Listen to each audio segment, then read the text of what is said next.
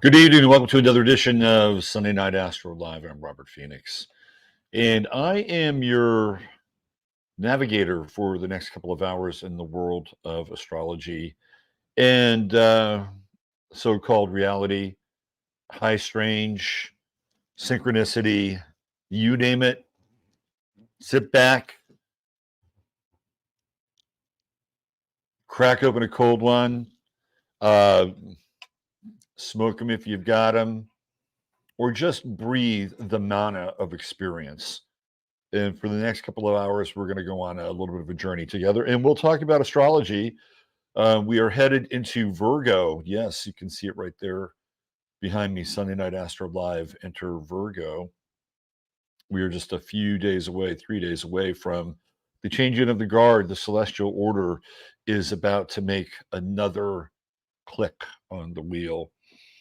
And as it does so, it brings us ultimately into the 9th month, which is the countdown towards the end of the year. We're headed into the solstice region, right? Oh, no, I'm sorry, the equinoctial region. And of course, we have an event here in the Hill Country on October 13th, Friday the 13th. It's our 5th annual Harvest Moon gathering right here in the Hill Country at the end of the hills in Texas. And for all of you people out there who are a stickler for details, I was finally able to swap my image out. Let me do this. There we go. I was finally able to swap my image out from last year, and I'm getting prepared for getting ahead of Mercury retrograde. So that's the logo for this year, Harvest Moon Eclipse. I thought it was pretty cool, right? There it is, 2023. These are all the details you need to know. This is going to be an epic event. I'm telling you right now. And we still have some space available. And there's a very good chance, although I'm really on the fence. I really want to tell you that we're going to have a special guest showing up. Really. So I want to go there, but I can't because we are dealing with a Mercury retrograde coming up. So there's a very good possibility that we will have a very special guest in the event that our special guest cannot attend. We are still going to have a great event. So let me just give you the rundown. On Friday, which is the 13th, a lot of things happen. It is Friday the 13th in October is when the Knights Templar were slaughtered in the south of France by Pope Innocent. And I believe, was it Philip the Fair? Anyway, it was Pope Innocent on the Catholic side of things. And of course, their leader, Jacques de Molay, was crucified and becomes an imitation of Christ. We'll be talking a lot about the man in robes tonight because of the Virgo Pisces axis, which we're going to get into. And so that was that day, right? Friday the 13th, October, Friday the 13th. And we have many Friday the 13th. Sometimes we have them in October, right? Sometimes, occasionally. But we don't have a Friday the 13th that aligns with the second in the trinity of the Great American Eclipse Cycle. So the first one, as we all know, took place on August 21st in 2017, and it absolutely changed the country. We have not been the same country since then. it ripped the country in two. It happened right on Trump's ascendant. And in my estimation, it eclipsed Donald Trump's power. It literally eclipsed his power, right? That sun was right bang on his Mars and Leo.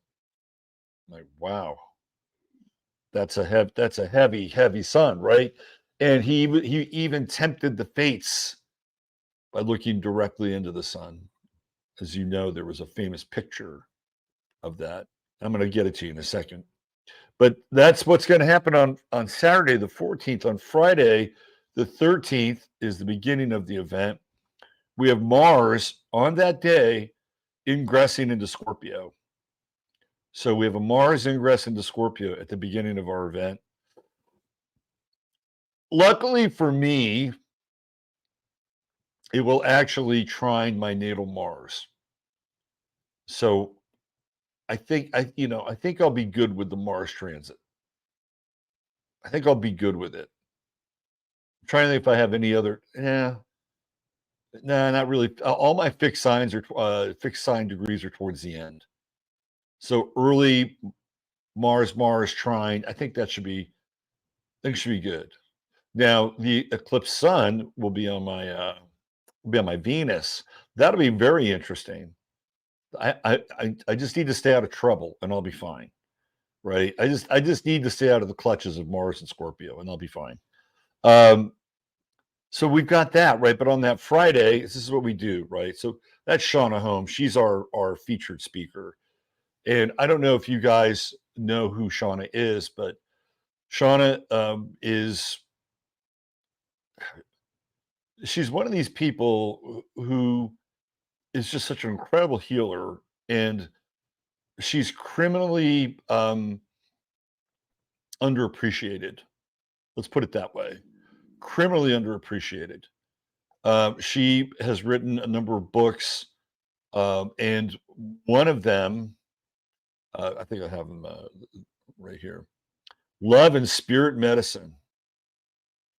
That one is, as the kids say, a banger. Think of Eat, Love, Pray meets Altered State. That's what we're talking about here.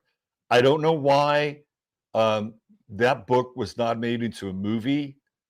If I had fuck you money, I would option the rights to it. In a nanosecond, I'd option the rights to it. And I'd own those rights. And I would go looking around for somebody who gets it. Somebody who says, I want Eat Love, I want the dark side of Eat Love Pray. Right? That's what I want. And I want a dollop of entheogens and hallucinogens mixed into the bunch. Somebody texted me. Oh. So that would be my dream. The book is great. And she's also written Eshel Wisdom, 7 Teachings for the Mayan Sacred Feminine, and a book of channeled poems called The Mushroom's Apprentice. Anyway, Shauna's going to be there, and she's going to give a talk, and hopefully we can do some interactive things with Shauna. She's an Aries, so she'll be literally holding up the moon while she's there. She'll be holding up the dark moon. I'll be doing a presentation on these 3 eclipses and the future of America and the future of the world. And you may be surprised, but it's not only America's story here. So there's that, right? So you're getting Shauna, you're getting a presentation from me.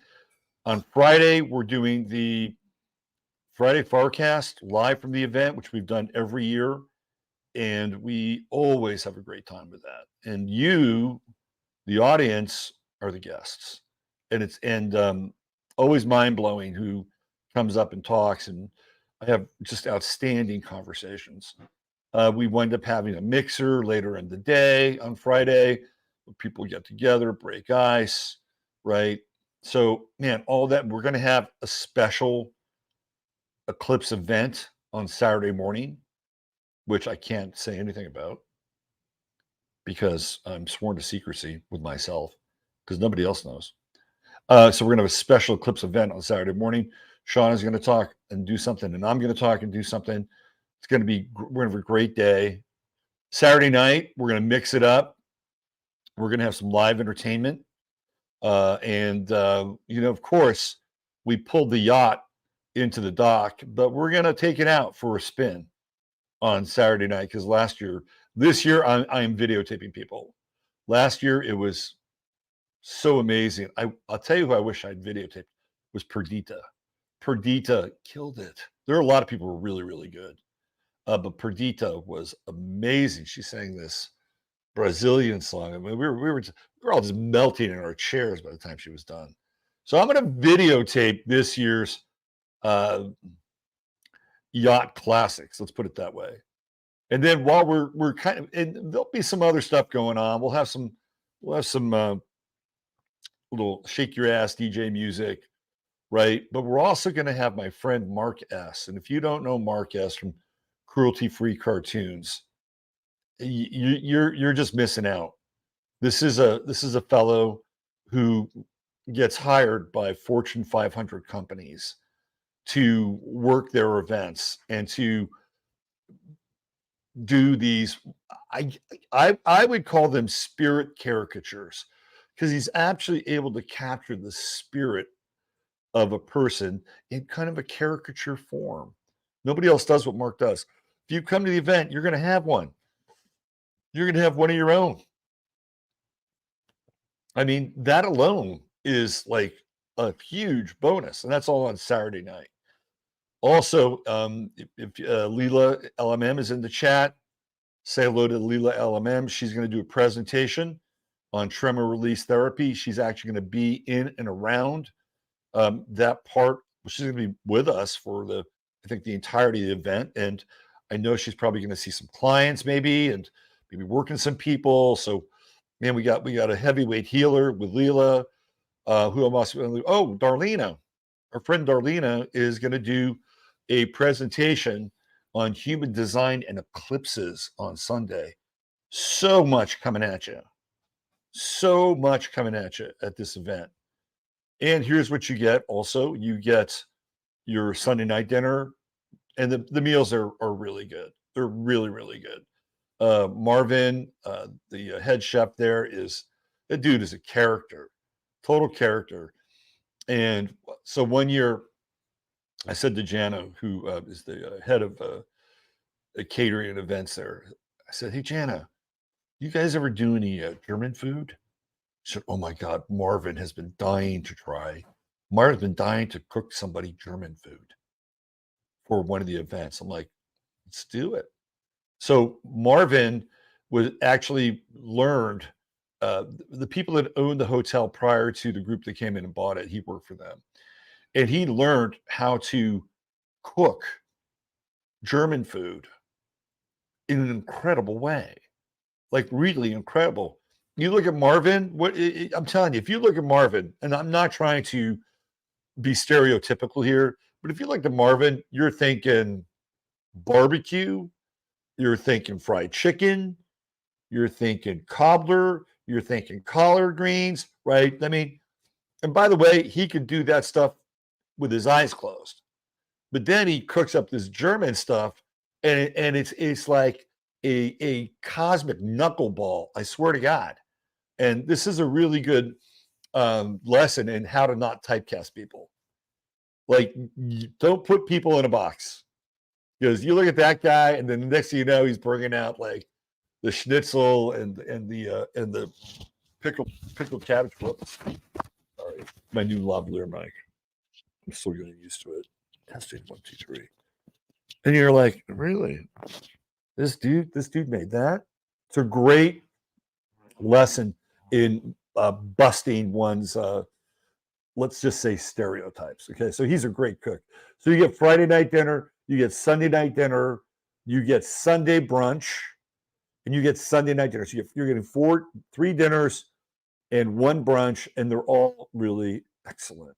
They're really, really excellent. Friday night, we're having barbecue. We're having barbecue on Friday night. So it's going to be, this is what you get. You get the Tex and you get the Mex and you get a little bit of the German flavor. It's going to be awesome.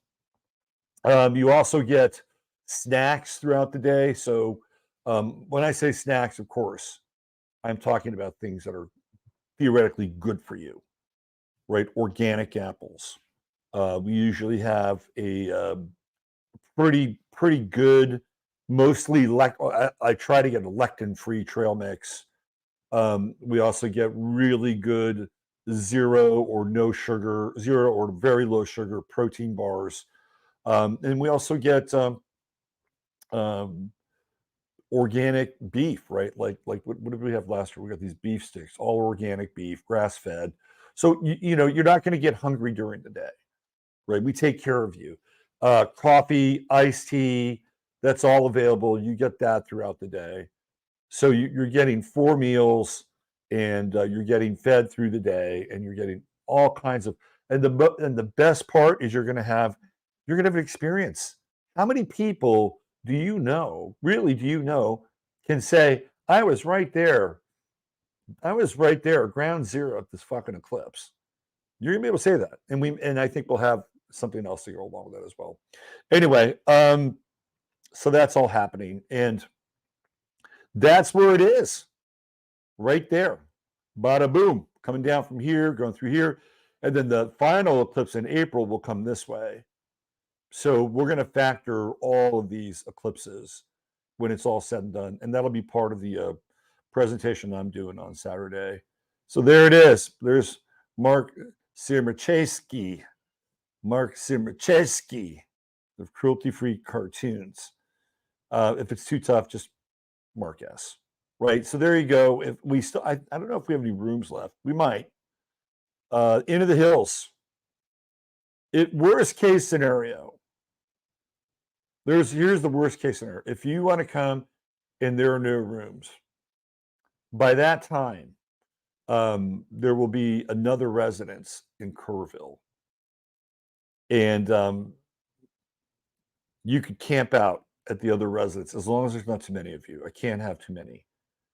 But there's a way for other, like, and plus I live in Fredericksburg, and which is about, I don't know, 45 miles away from the event. And if some people needed to stay here and camp out here, they could do that. But you'd still have to buy a ticket for the event. That's all I'm saying. So there you go, and it's right there on my website. Harvest, right on the front page. Harvest Moon Eclipse 2023. You're gonna be right there, ground zero, bathed in the dark luminosity. Here's what we're going to do, right? We are going to channel and transmutate that energy. It's all energy. It's all it is. It's all energy. Let's see, anything else before we jump into tonight's show? I think that's the top of the show announcement. We'll have more a bit later. Let's see. Who else do we have? Who's in tonight's chat? Peachy is very vocal tonight. Peachy, you coming on? Let's go to the top. Let's see. Benito was here. I don't know where he went. Tomas Jordan is here. Fran CC Jones in the house. Susie Gemini. Susie's got a channel. I watched her channel. It's a very Gemini channel. It's very chatty, right? It's almost like I don't want to use the word gossip. That would be unfair. I would say it's like astro chatty. You feel like you're hanging. And again, Susie, this is not a demerit or a burn, as the kids say, but it feels like if you're at a beauty parlor and you're talking astrology, right? That's what it feels like, and not in a bad way. It's just got that Gemini kind of bubbly, sparkly, chatty vibe to it, which I think is great. There she is, the lovely and talented one, Dr. Joan S. Kabuki Theater's in the house. What's going on, Bo? I won't see Pluto in my first this lifetime, but it sure opposed my 7th, and it has been a ride. I think I know what you're saying. So I had Pluto and Scorpio on my ascendant back in the 90s. I had way too much fun, and I got into way too much trouble, and I had to learn lessons around power. That was a very interesting. And then you know what else happened? I had Pluto transit my progressed ascendant as well in Capricorn, so I've had it twice in one lifetime. Maximum voltage. What's happening? Welcome to the show. Let's see. Who else do we have? Did I say meow meow? Hi meow meow. Rama Lama or Earthquake Mama. Rama Lama, the seismic mama. She's here. Let's see. Who else? Jennifer Mola. Hello, Jennifer. Good to see you. LA's having floods because of the rain. Let's see. Who else do we have here? Connect More. I like that. Welcome, Connect More. Grace Gravity. We got some storm watchers in SoCal. You guys like my cap? I was watching Major League the other night, and I was inspired to buy the cap with Chief Wahoo on it. Peachy, come on up here. Come on. Come earn your cap keep. Come on. Well, come over here. Come on. People want to see you. Yes, you. Yes, come on. Come on. Well, Peachy's got this thing about her. She will look in your fucking eyes for a long time and just stare at your eyes. Right. Every now and then you get the cat blank, but she's like, what is going on with you? Like, why? What are you trying to get at here? Peachy's a Virgo. She's coming up, I think, on her first year. Let's see. Who else do we have? Thunder. What's happening, Papa? Good to see you. Nevad 17. What's going on, Nevad? Sheila Sampson. Got a roar with Sheila Sampson's in the house. Magical Catacorn checking in from North Texas. What's happening up there? TA is here. Rock and roll hoochie coo. Oh yeah. Well, Rick Derringer. Let's see. Who else do we have? September 23rd, emerging is a doom date. Every year, I can't tell you how many times I have read September 23rd as a doom date. Trust me, I've seen it before. I have seen it before. And your boy is born on September 22nd. So if anybody's paying attention, it's me. Let's see. We're getting some check-in from San Diego. T. Oh, it's T. Hi, T. They forecast doom every September. Glemma's right.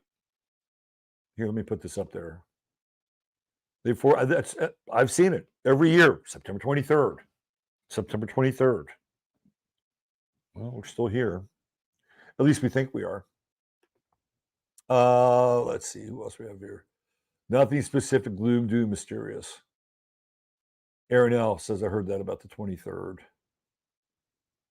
Nice biofield on the thumbnail. It's a Mary. It's an old picture of Mary right there. Just trying to fit in. Let's see. Let's see what else do we have. Luna, Rabbit on the Moon. There was a house artist on was it Moonshine Records called Rabbit on the Moon from the 90s. Sandra Jack Shaw checking in from Bonnie, Scotland,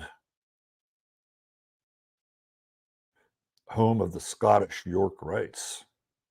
Actually, the Scottish Rites. York Rites would be in England. Let's see. Then why'd you bring it up and say you hear about it? I'm not sure what that's in reference to. Big Sky is here. So one of the people that's attending the event, hopefully, is our good friend Sherlyn from up in Montana. And I was texting with her last night and lost her house in a fire. So we had fires in Montana last night. This is outside of Kalispell. So everybody that's up there, I hope you're all well and I hope you're intact because the planet's on fire. We'll get into that tonight. Jeff Rosen Videos is here. PB's here. What's happening? There's my man Steve, Thor by the door. Derek Reagan Walls, DRW, Diane Evans. Checking in. Kelly B, our resident Scorpio queen, she's here. Crow, hey Crow. The Scaled Raven. Oh, I like that. We got some good names here. Dave Paxton, what's happening, DP? Good to see you. Love is Scorpio, checking in. Not a big fan of Mars and Virgo here. Not a fan. Man, Mars and Virgo. I'm just going to say, Mars and Virgo has been good for business. I've been busy as a motherfucker with Mars and Virgo. Busy. Good busy, though. Not like, you know, just inundated busy, but like good, efficient, clicking busy. It was really good. It's been good. We'll talk about Mars and Libra. That's a whole different kettle of fish. There's our man. There's our illustrated man. Mark S. going to be at the event. Looking forward to that. Nice throwback cap. I know, right? I went through. Okay, so here's the radical in me. It was like, I can't stand the fact that the Cleveland Indians are named the fucking Cleveland Guardians. That's just weird. It's a weird name. You know, when I think of Guardians, I think of, you know, somebody's watching over a kid and they get to sign their release form. I don't think of these Guardians as like, you know, these colossal Elohim, right? I don't think of Guardians in that way. That's what I think of Guardians. I think of like, okay, here you go. You're the Guardian. No, sign here. Cleveland Guardians. Like, is that the best they could come up with? I'll tell you what they should have done. They should have named the Cleveland the Rocks, right? Or just Rocks. Cleveland Rocks. Why not? You got the freaking Hall of Fame there, right? Cleveland Rocks. You could have had like, you know, a rock with a you know, like a treble clef or something in it. I mean, why not? Cleveland Rocks. Not the Rocks, but Rocks. I think at the Guardians. Anyway, I was watching Major League and I thought to myself, Chief Wahoo needs some love. So I got this cap. Aaron L., what's happening, Aaron L.? Are you coming over here? Oh, God, she's such a cat. Misbehaving too is here. Harriet Bowie in the house. What's going on, Harriet? Call of Aldebaran. What's happening, Call? Let's see. Anybody new? Is my Astro sun coming? Well, you never know.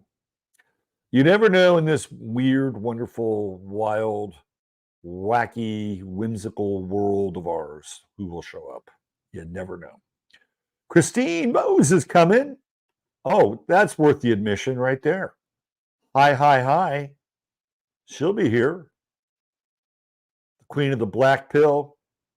She'll be here. Lucky Garen 13. Holy crap. Friday the 13th October. That's right. Absolutely. I can't even take naughty butt to church for 60 minutes right now. One of these days, Tom Dar. One of these days. Letro. Buffalo. He's Buffalo. We're getting here. Let's bring up Steve Letro's weekly social family update. Hi, Robert and chat. We are in Buffalo, New York. Enjoyed nephew's wedding in Concord Grape Grove under big tent. Beautiful weather. 80-60. Visited AKG Art Museum, Botanical Garden, EC Fair, and hiking. Steve Letro knows how to live. Thank you, Steve, for reminding us what a normal, organic, biological, analog life looks like. WC Ray, I hate YouTube. And yet, you can find everything you want right on it. Let's see. Watch out for hockey goalies. Robert's got a little Lady of Guadalupe going on. Yes, I do. Right in the background. Let's see. Who else do we have? Katie Lane. What's happening, Katie Lane?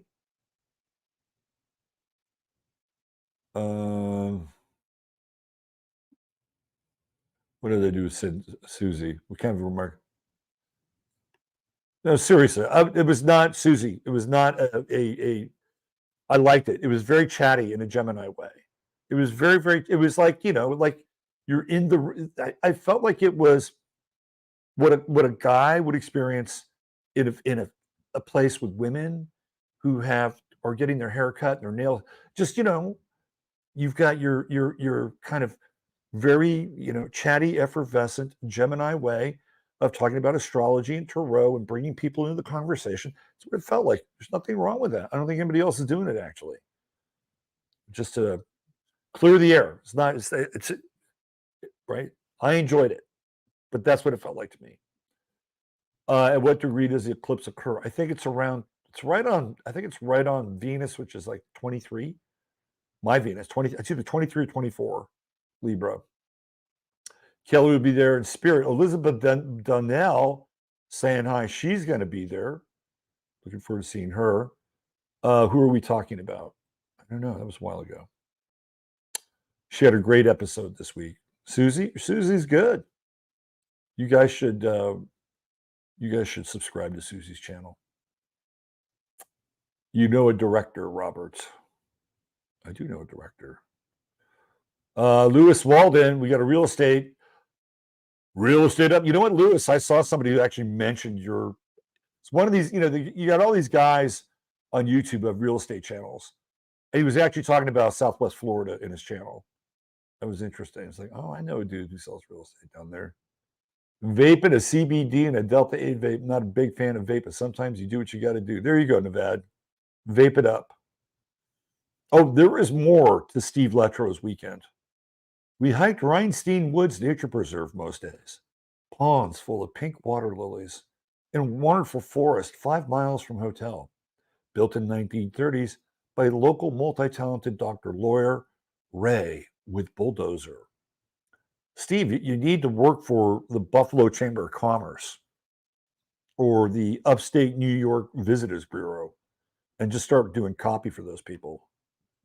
Veronica's Barn is here.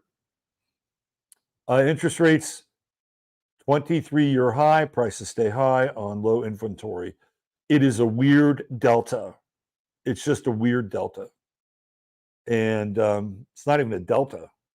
And I don't think the prices are coming. I don't think the only thing, maybe our resident real estate expert can chime in on this. The only way I see interest rates falling would be sometime next year with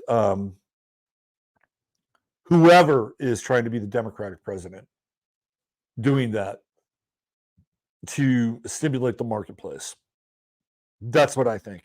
Now, if you become a member, and by the way, I do urge you to become a member because you get discounts on services, and on the 2nd of September, I'm going to have another town hall meeting, and I talked astrology during the town hall meeting. It's the Chattaria Square, and so I talk some astrology, but it's really also a way for people to talk. And I do not record these. So it's just me, you, and the Chinese. That's it. And members get to hang out and chat and talk. And so the newsletter is coming out this week, and we'll have a link for that. That'll be on the 2nd of September. But I did do a webinar a few weeks back, and I think everybody should have gotten. If not, then I'll have to go back through the list again and just kind of do a manicure. But I talked about Jupiter and Taurus, and one of the things, and I even brought some of it up on this show, in that Jupiter and Taurus cyclically is not great for the people. It is really good for people that are much higher on the food chain. I've seen it. We went back through all these cycles. Now we are coming up on a Jupiter retrograde. That might be slightly interesting. Right, if everything is bigger, if houses cost more, land costs more, which is very Jupiter and Taurus, we might see maybe a dialing back, maybe, but I wouldn't put my money on it. Actually, I would not put my money on it. What I could see is just before Jupiter ingresses into Gemini, you could have a rate reduction. And then you hyperstimulate the market when Jupiter goes into Gemini. And then you have all this buying taking place, right? That could happen. But it's only if they plan on having an election in November of 2024. And I do believe there will be one, but I believe it'll be the last one that we know of in this way. It's it. It's done. Pluto will be at the final degrees of Capricorn at 29. And then once it moves into Pluto and Aquarius, who we govern, how we govern, and who is governed will be very different after that point. Very, very different. Let's see. It's a very divine femme. The dark moon in 13 is feminine goddess energy. Well, that's why we're bringing Shauna in. Shauna's an Aries. So she's going to play the role of the dark moon, right? See, I think about these things. There's some planning to go into these things. Thanks, Tom, for putting that up. Let's see. Who else? Dave Sullivan's here. What's happening, Dave? Good to see you. There she is, Mad Maxine, a.k.a. Lynette Jardine. Oh, our interview is playing. Steve is here. I guess I'm competing with my own interview on Zaralath the Immortal, his channel. Great interview, great guy. Really enjoyed hanging out with Steve. So I don't know. Maybe we could. I don't know if we can put your link in there, but Steve, send me your link and I'll put it in the show notes. How's that? There you go. Let's see. Who else do we have here? Perdita blew us away with her gorgeous. Am I right? Totally. Right? She was amazing. She was amazing. Who is this lady? What the heck is she holding in her hand? Oh, this lady? Oh yeah, she's got a kid there. She's got a little kid, right?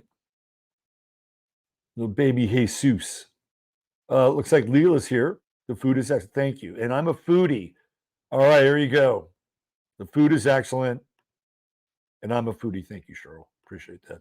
Peter Bayonne is here. What's happening, Peter? Good to see you. AG, Dr. Narco Longo sent me over. The doctor gave you a prescription. Did he know? He did a great show. I can't touch my shirt. He did a great show today. He was on there talking about diet, astrology, talking about the 8th house and the 2nd house and Taurus and restaurant and fasting. It was really, man, Narco is killing it. He's going to be at 50,000 subscribers probably by the end of September, easily. Easily. He has one of the fastest growing YouTube channels out there. And for good reason. You know, he is a hardworking dude. He's got Sun in Sagittarius in the 6th house. That's how you do it. You show up every day, right? You show up every day. And he's got that Sun Pluto conjunction in Sag. I'm telling you, he's just getting started because transiting Pluto is going to ingress into Aquarius and sextile his Sun and Pluto. This next few years for Narco is going to be parabolic, totally parabolic. Veronica's Barn, fun event. I remember last year thinking, where did the year go? Like the sands of an hourglass slipping through our hands. These are the days of our lives. Meow Meow says she can't go anywhere. Her cat needs 100% attention, recovering from a stroke and 2 near-death experiences. Well, you can always bring your cat. We got a bunch of healers there. And if I'm not mistaken, this is another cool thing. Shauna has a friend who lives not far. She's bringing this device. It's one of these Russian high-tech, like spiritual energy devices. It's going to be there at the event. So some people are going to be able to test ride this thing. Like this is going to be fully immersive, a fully immersive weekend. By the time you're done, you're going to be filled to the brim with experience. You're jealous. DJ MC's in the house. That was a fun dinner. We had a few fun dinners. The LSD is placebo, but the person on the massage table is not. There you go. Let's see. Who else do we have here? Too bad for the 80% of the chat world that can't make it. A live stream for the masses could be an affordable option. That's a good point to bring up. Mr. Ray. Let me think about it. Let me think about it. If I do that, I'd have to have a production. I'd have to hire a crew, which means I'd have to charge more money. But let me think about it. Am I going to put this baby in a box for not eating? Okay. If you're going to put the baby in the box, make sure it's a box that the baby is familiar with. You know, a happy baby box. Let's see. Love the new mic. Yeah, you know, I listen. I listen to people. And it was like, let's love it up. Nevada, that's Shauna. Oh, you're looking at, yeah, that's Shauna. And what is she holding? She's probably holding a snake. I'm a little behind. I do miss the God's fried chicken with mashed potatoes and gravy back home. Also, my mother-in-law's homemade biscuits and gravy. That is why everyone in Kentucky is so fat. Not Titus Morris. Titus Morris ain't fat. We're going to talk a little bit about Titus Morris tonight. Let's see. Elijah Schweitzer here because Dr. Longo said Robert Phoenix is the man. Well, thank you for being here, and I hope I at least live up to the a partial degree of my billing. And with comments like that, I will try harder. Nothing better than biscuits and gravy on a cold winter day with a cup of coffee. Now you're talking, Lewis.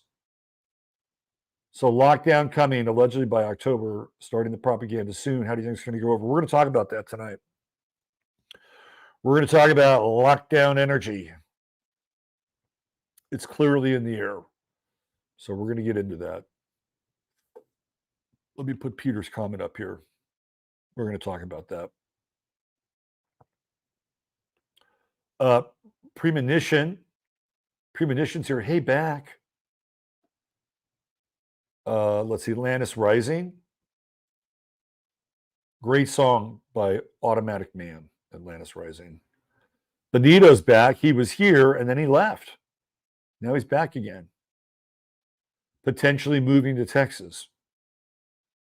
Interesting. I've been here, it'll be 12 years. Hold on. It'll be 13 years in October. I moved here in October of 2012 when the San Francisco Giants won the World Series. And it was a very different place. It was really different. Like when I moved to Austin, I felt like I was moving into the country. It reminded me of when I moved to San Jose when I was a kid. It was all apricot walnut orchards. And within 3 to 4 years, it was all subdivided. And it's kind of happened in the area of Austin that I lived in. And I moved further out, and now everything's a fucking winery. I live in Sonoma now. Let's see, who else do we have? Raven Rain, what's happening, Raven? Good to see you.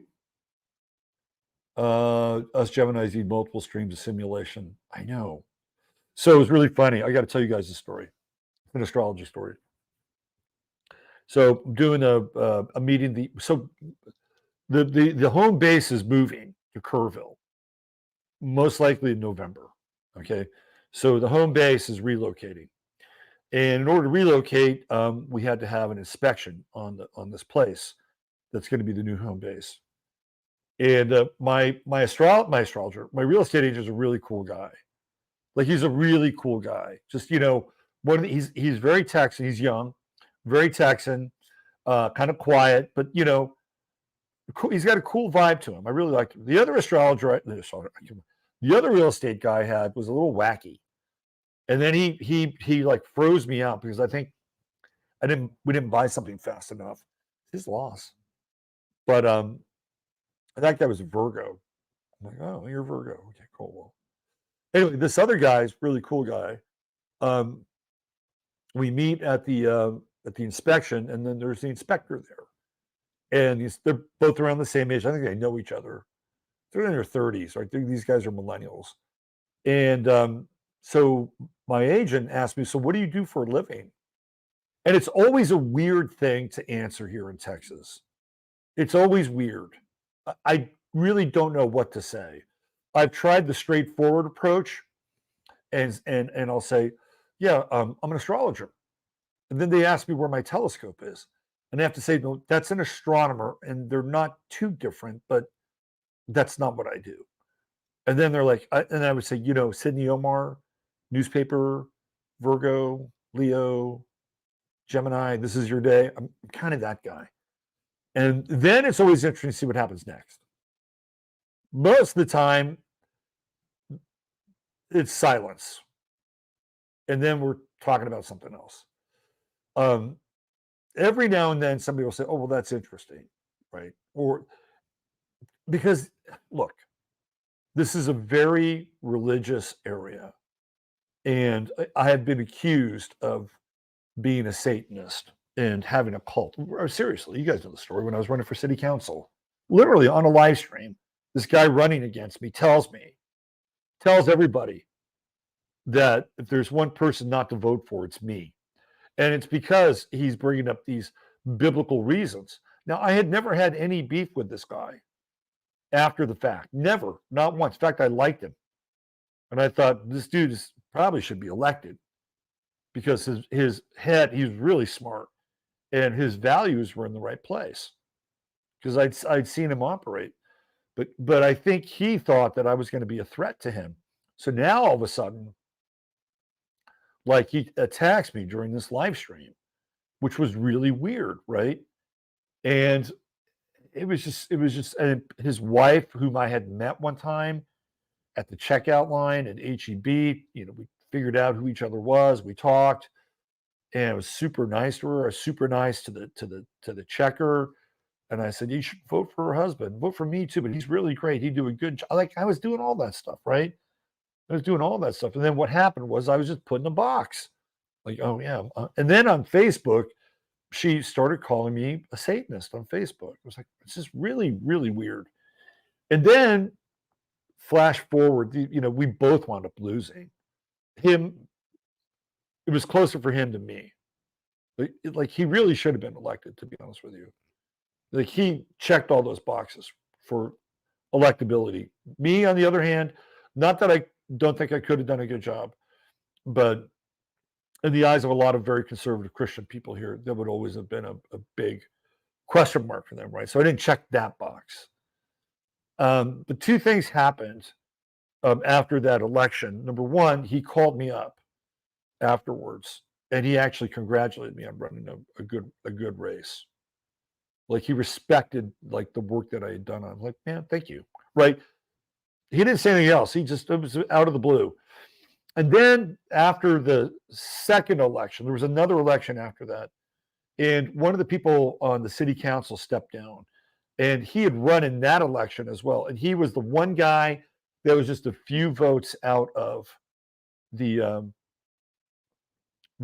seat, the final seat, right? And they were going to replace the city council person who ran off to New Mexico. She was total kind of Barack Obama, Chicago liberal. I swear to God. I mean, really cut in that mold, right? So she leaves, and they have a vacant seat. And I went to that city council meeting, and I advocated for him, right? I advocated for him. I said, this is your guy. He's going to represent a part of the community that is not being represented. Meaning, like, Republican, conservative, physically conservative, and even Christians, And everybody went up to basically testify for him. And the mayor, he wasn't going to pick him. He knew it going in, and he picked somebody else. But I didn't do it to kiss his ass or anything. I did it because I thought he would be a good candidate. And it's always weird, right? Like, being in this world, because, one of the things I'm going to do tonight is I'm actually going to talk about God. And I'm going to talk about Pisces and Virgo. And as an astrologer, a lot of astrologers are not into it, right? Like, I dip into unholy waters when it comes to other astrologers. I'll talk about politics, or I'll bring something up in a way that, and I've been doing this for years. So this is not my first rodeo. I've been doing this since 2010, 2009, 2010. And, I just try to follow the astrology to the best of my ability and try to expand with a larger cosmology. So for a lot of astrologers, I wind up being either too conservative or too Christian, even though I would never, I don't go to church, right? But I do believe in certain tenets. And I do believe that there is an all knowing, all seeing, omniscient force that watches everything we do and records every act, right? And if you honor that force,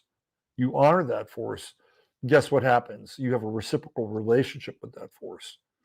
That's where I'm at with it, right? So if I don't condemn Christians, you know, just because they have a, you know, their own orthodoxy or whatever, right? So I get that from sometimes the astrological community, and from the Christian community, dude, you're a heathen, you're a heretic. So it's a weird place to be, honestly. But anyway, I've got Chiron and Aquarius. What else do I expect? Let's see, who else do we have here? You got a new sub, Susie Gemini. There you go. Hatamali, we got a new one. Hatamali 72. She's here live. Welcome. Mary Lee, you're late, but we're not going to hold it against you because you're here now. Peachy can be sweet, although she's elusive. Lisa Dawn T. Seguin spent the last 15 years Pluto opposing my sun, Venus, Mercury with Neptune conjunct Saturn on my ascendant. Good times. What doesn't kill you makes you stronger, right? Let's see. I was one of the stadium people in Milwaukee during the filming. Oh, for Major League. Really? Oh, cool. Very cool. Peachy is something else, man. She's a trip. Look at that. Joan just said it right when I said it. Peachy is a trip. She is. Definitely. Taurus rising, Aries moon here. Interesting. So you got that hot moon in the 12th house, huh? Let's see who else. Cindy Taylor. What's going on, Cindy Taylor? I like going through everything. Yom Kippur and Rosh Hashanah. Yep, that's around that time. Let's see. Take a little trip with me is here. There's my man, Al Dog, author. Al Dog and I have a show, Serious Sports, Monday night. That's tomorrow night, 8 p.m. We're going to get back into it. And we're going to talk about one of my favorite topics of conversations right now with sports and astrology. Trey Lance. Trey Lance for the San Francisco 49ers has created an absolute, not by any doing of his own, he has created an absolute mile-wide gaping divide in the culture for 49ers fans. We're going to get into it tonight or tomorrow night. I'm going to talk about the relevance culturally with Trey Lance, and he's like an uber Taurus, and he's got like 5 planets in Taurus. So we're going to get into him, and it all started when Trey Lance was on the same team with Jimmy Garoppolo, and so you had the Scorpio Taurus opposition, right? Trey Lance was the Taurus, and Jimmy Garoppolo was the Scorpio. It mirrored another time when Alex Smith was the quarterback, and he was a Taurus, and Colin Kaepernick was on the team, and he was a Scorpio. So the San Francisco 49ers have had this weird bookend circuitry and symmetry with Scorpios and Taurus as a quarterback. And they actually represent, of any signs in our time, those 2 signs represent massive cultural change. And it really has to do with the millennials who have Pluto and Scorpio, which we talked about last week. Cleveland Rocks. Love that. Thank you, GGD. Shouldn't they name the team the Rocks or just Rocks? Or Cleveland Rocks.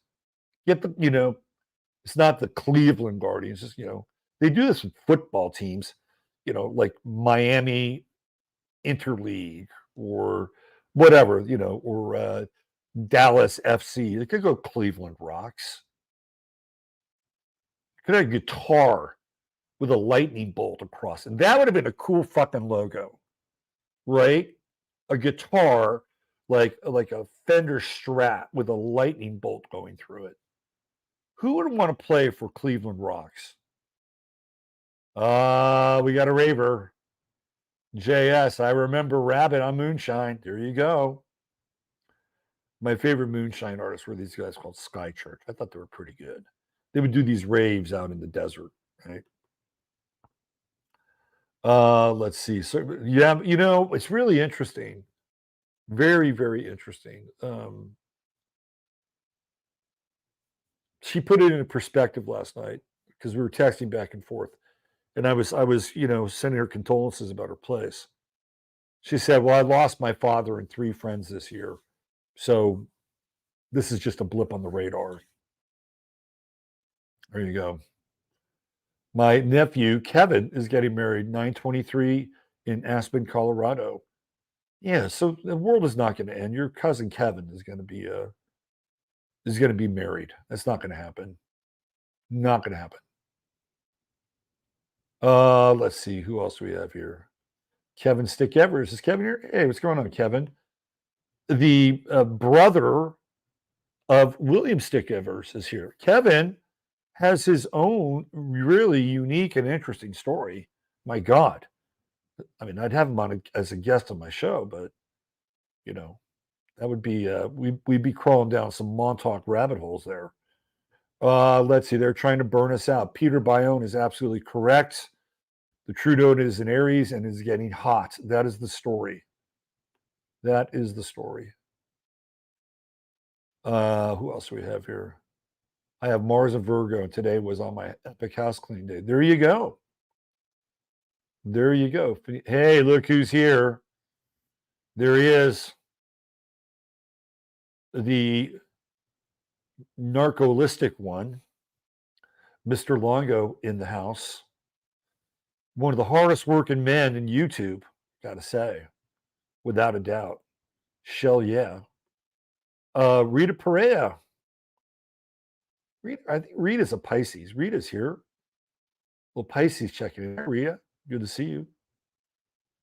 Let's see. Over Florida, Astro Chads. So yeah, Al and our friend Longo have a show up called Astro Chads, and they're going through and I'm telling you, astrology in men and young men is blowing up right now.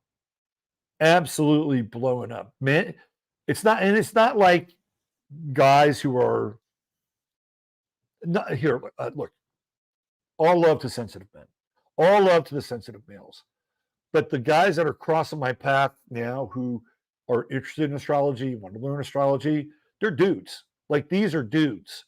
These are guys that play sports. They build shit, right? Like really, I got a guy from New Mexico. This guy's he's a builder, desert rat. He wants to learn astrology, right? We got Al Dog, we got Narco here. There are others, and they're like thirsty, right? Like, and it's a very male principle. Like the sky is a male principle, So you have these men who are rediscovering the sky, as this masculine principle, and to be able to navigate and determine, the meaning of the sky, the position of planets, the position of stars.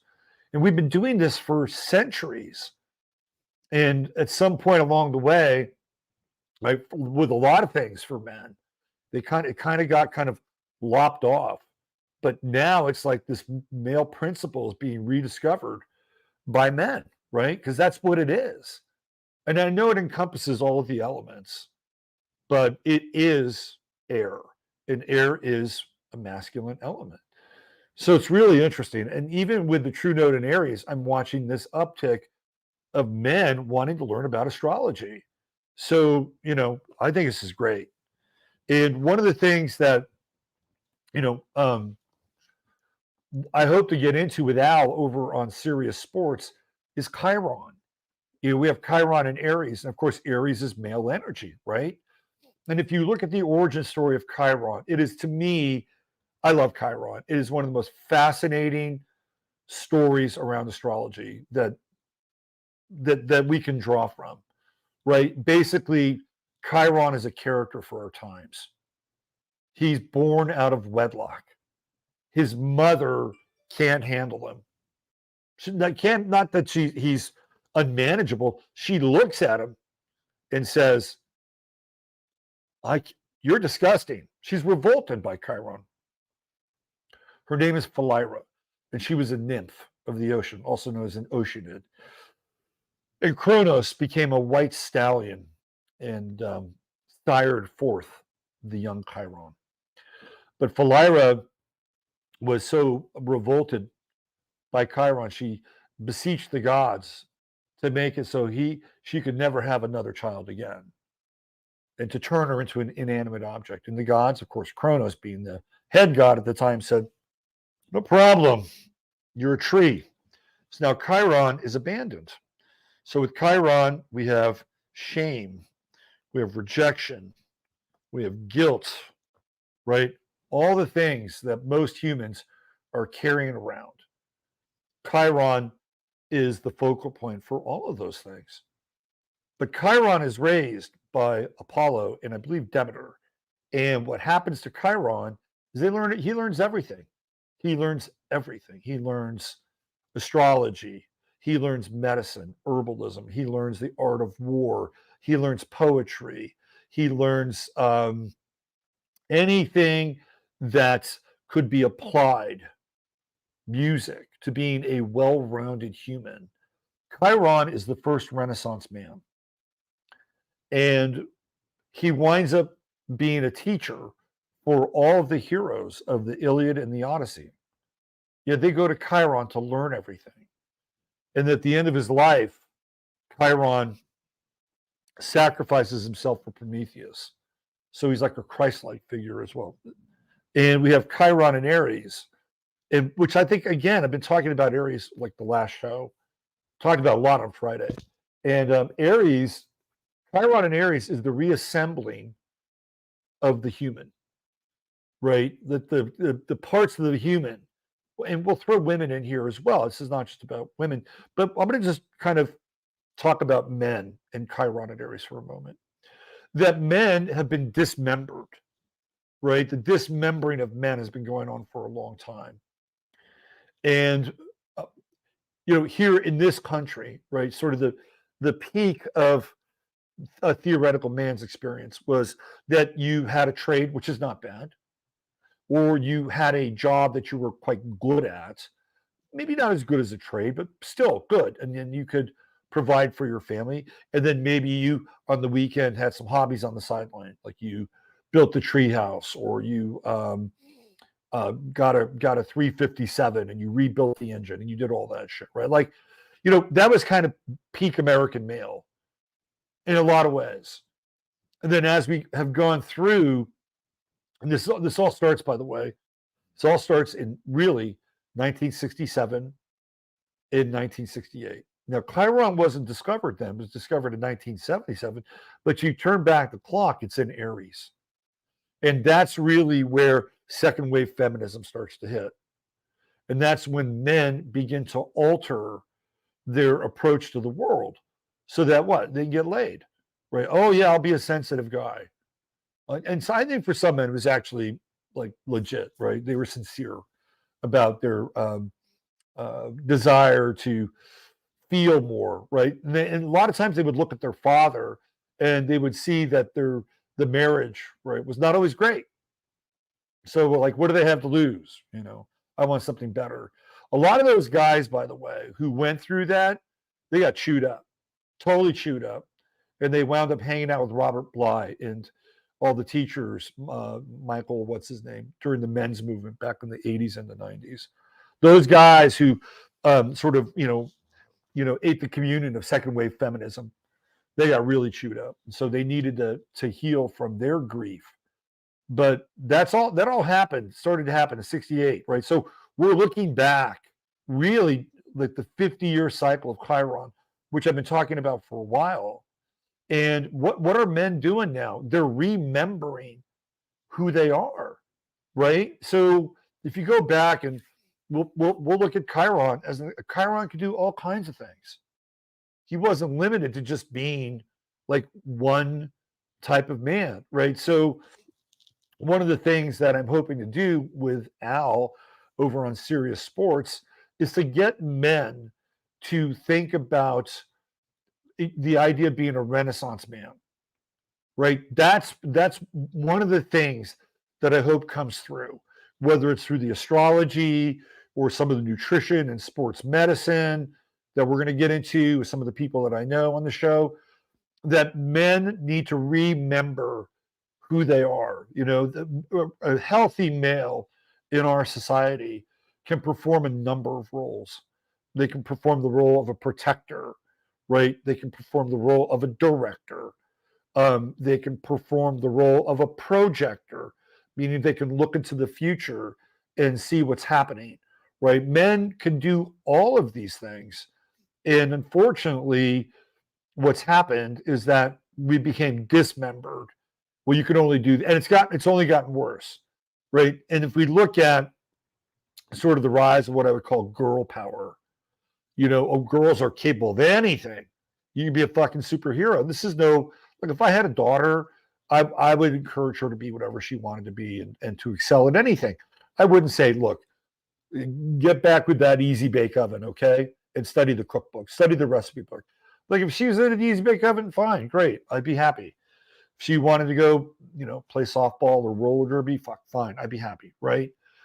But there was a huge social engineering program to dismember males, right? I mean, if you want to, you could probably even go into something like circumcision, which is really the first dismemberment of the male, right? Right after birth, bang, you know, clip and snip. And I think there's a lot to be said about not doing that. A lot. And I'm not going to devote this show to it, but maybe I will one of these nights. But that's what happens, right? And all of a sudden, oh, well, Johnny has attention deficit disorder. Oh, Johnny's got ADD. Johnny needs Ritalin. Oh, yeah. And then the next thing you know, these poor boys are branded. And it's only gotten worse over time. Like the natural vitality of young men has been suppressed and dismembered. And now it's really dismembering, right? Like it's gone from circumcision to, you know, dismembering the phallus, right? I mean, that's just really the extreme sort of progression of what's happened to men and young men. This we're really at the end of the road with this, right? Meanwhile, if you're a girl, oh yeah, go check out the STEM program. Oh yeah, you can do anything you want. Oh yeah, girl power, right? They replace this whole pantheon of superheroes with women, right? Who can do anything. Now, I have some thoughts about that. That goes back to me when when Regulus went into Virgo in 2011, right? It went from Leo male to Virgo Regulus 2011, and we haven't really sorted that out yet. I mean, that's a major shift for the pole star, the star that regulates everything in the cosmos. It goes from male, masculine, divine rule, right? The story of heroes and sagas and epics, to Virgo, which is the sign of the servant and the doer, right? And I don't think, and that's not that long ago. You know, 2011 in this time scale is a nanosecond. It's a fucking nanosecond. So early on, we experienced what I would call maybe the shadow of that transit, right? But in my humble opinion, right, men are capable of tremendous things, and the more that they know, and the more they learn, and the more skilled they are across all these different platforms, the more confidence they have. And those are the kinds of men that we need to raise. You know, we need to raise men that you know are not just like locked into cyber world, right? We need to raise men. Maybe they're good in cyber world, but maybe they got some other things going on. And that's one of the things I'm really interested in with serious sports, and then just the rise of curiosity with astrology with men. I think it's really cool. Hang around long enough, you'll see everything. The German food last year was amazing. Look at that, Cheyenne Jewel. You check it in. It'll be amazing again this year. Cleveland Guardians, almost as hilarious as the Washington football team. God, it's a terrible name. Here in Cleveland, we hate that name, the Guardians. I don't blame you.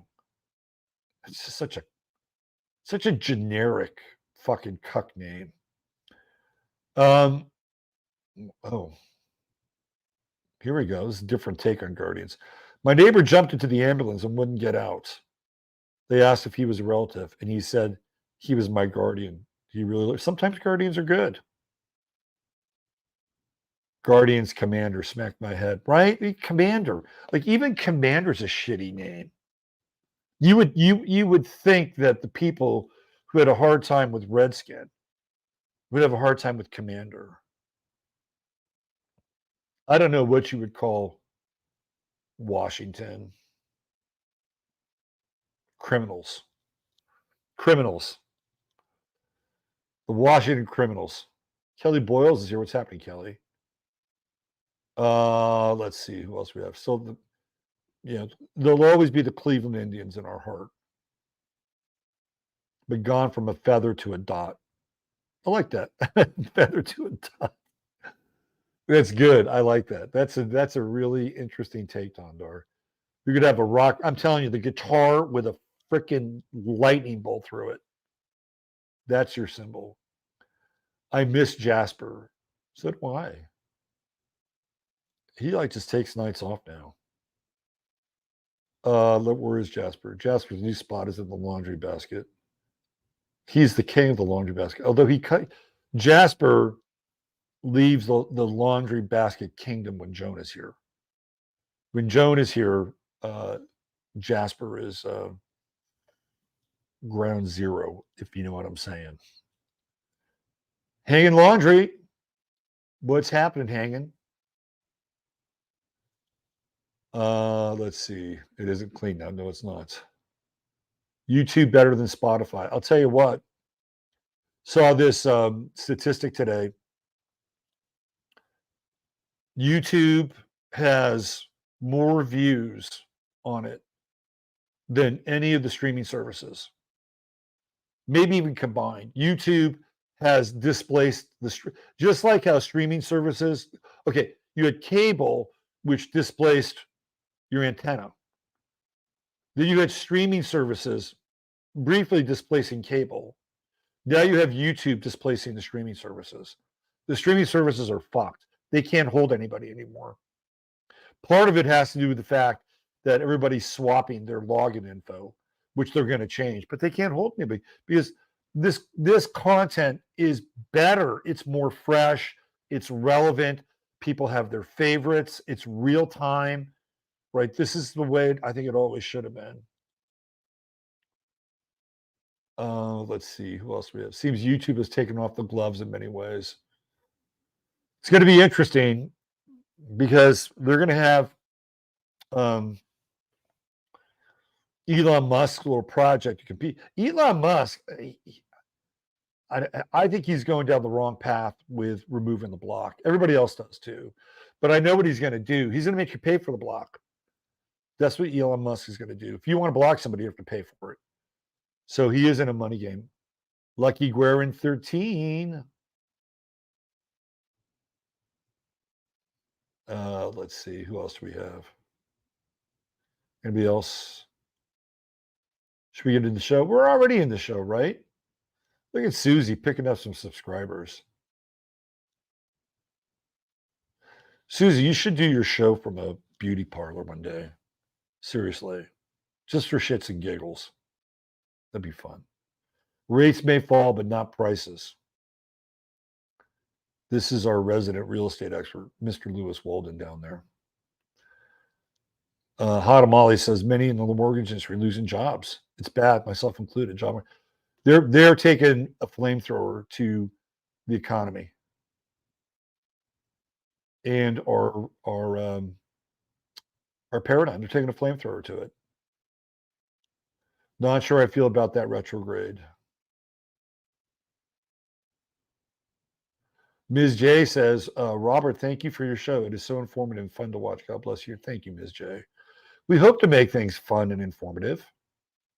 Am I right? And hopefully, if it's a good night, you'll have some fun here. All right, who else do we have? Oh, look who's in the house. Raven Harvey. What's happening, Raven? She's salacious. TSA Border Patrol employees are leaking info. That's what I've heard. We'll get into it tonight. It's great to see someone like Longo blow up. I would agree with that. I would agree with that. Let's see. Oh, look who's here, the cheeky one. What's going on, Scoobs? Good to see you. I think we're good. I think we're all caught up here. All right, let's transition a bit into the show, shall we? Shall we? All right. Let's see where do I want to go. Let's go to Astro, and I want to talk more about this true node in Aries that I was talking about on Friday. And let's do this.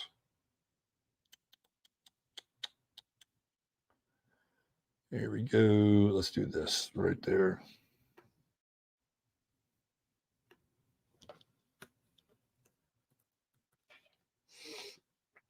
All right.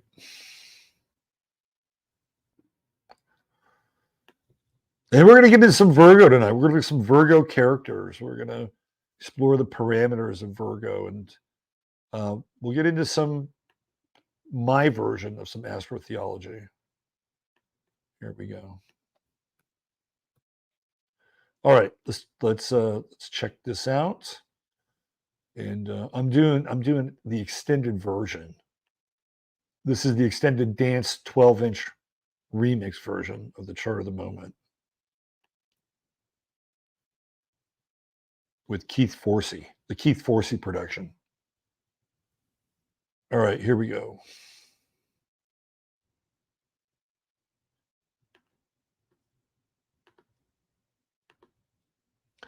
And once again, I want to thank all of you for being here with me tonight.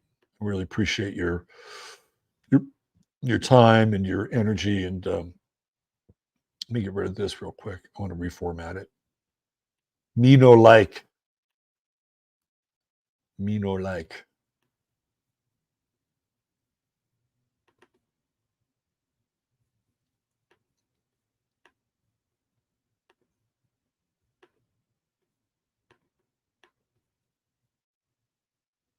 Right there. Here we go. All right. Ladies and gents, boys and girls, here we are, right here.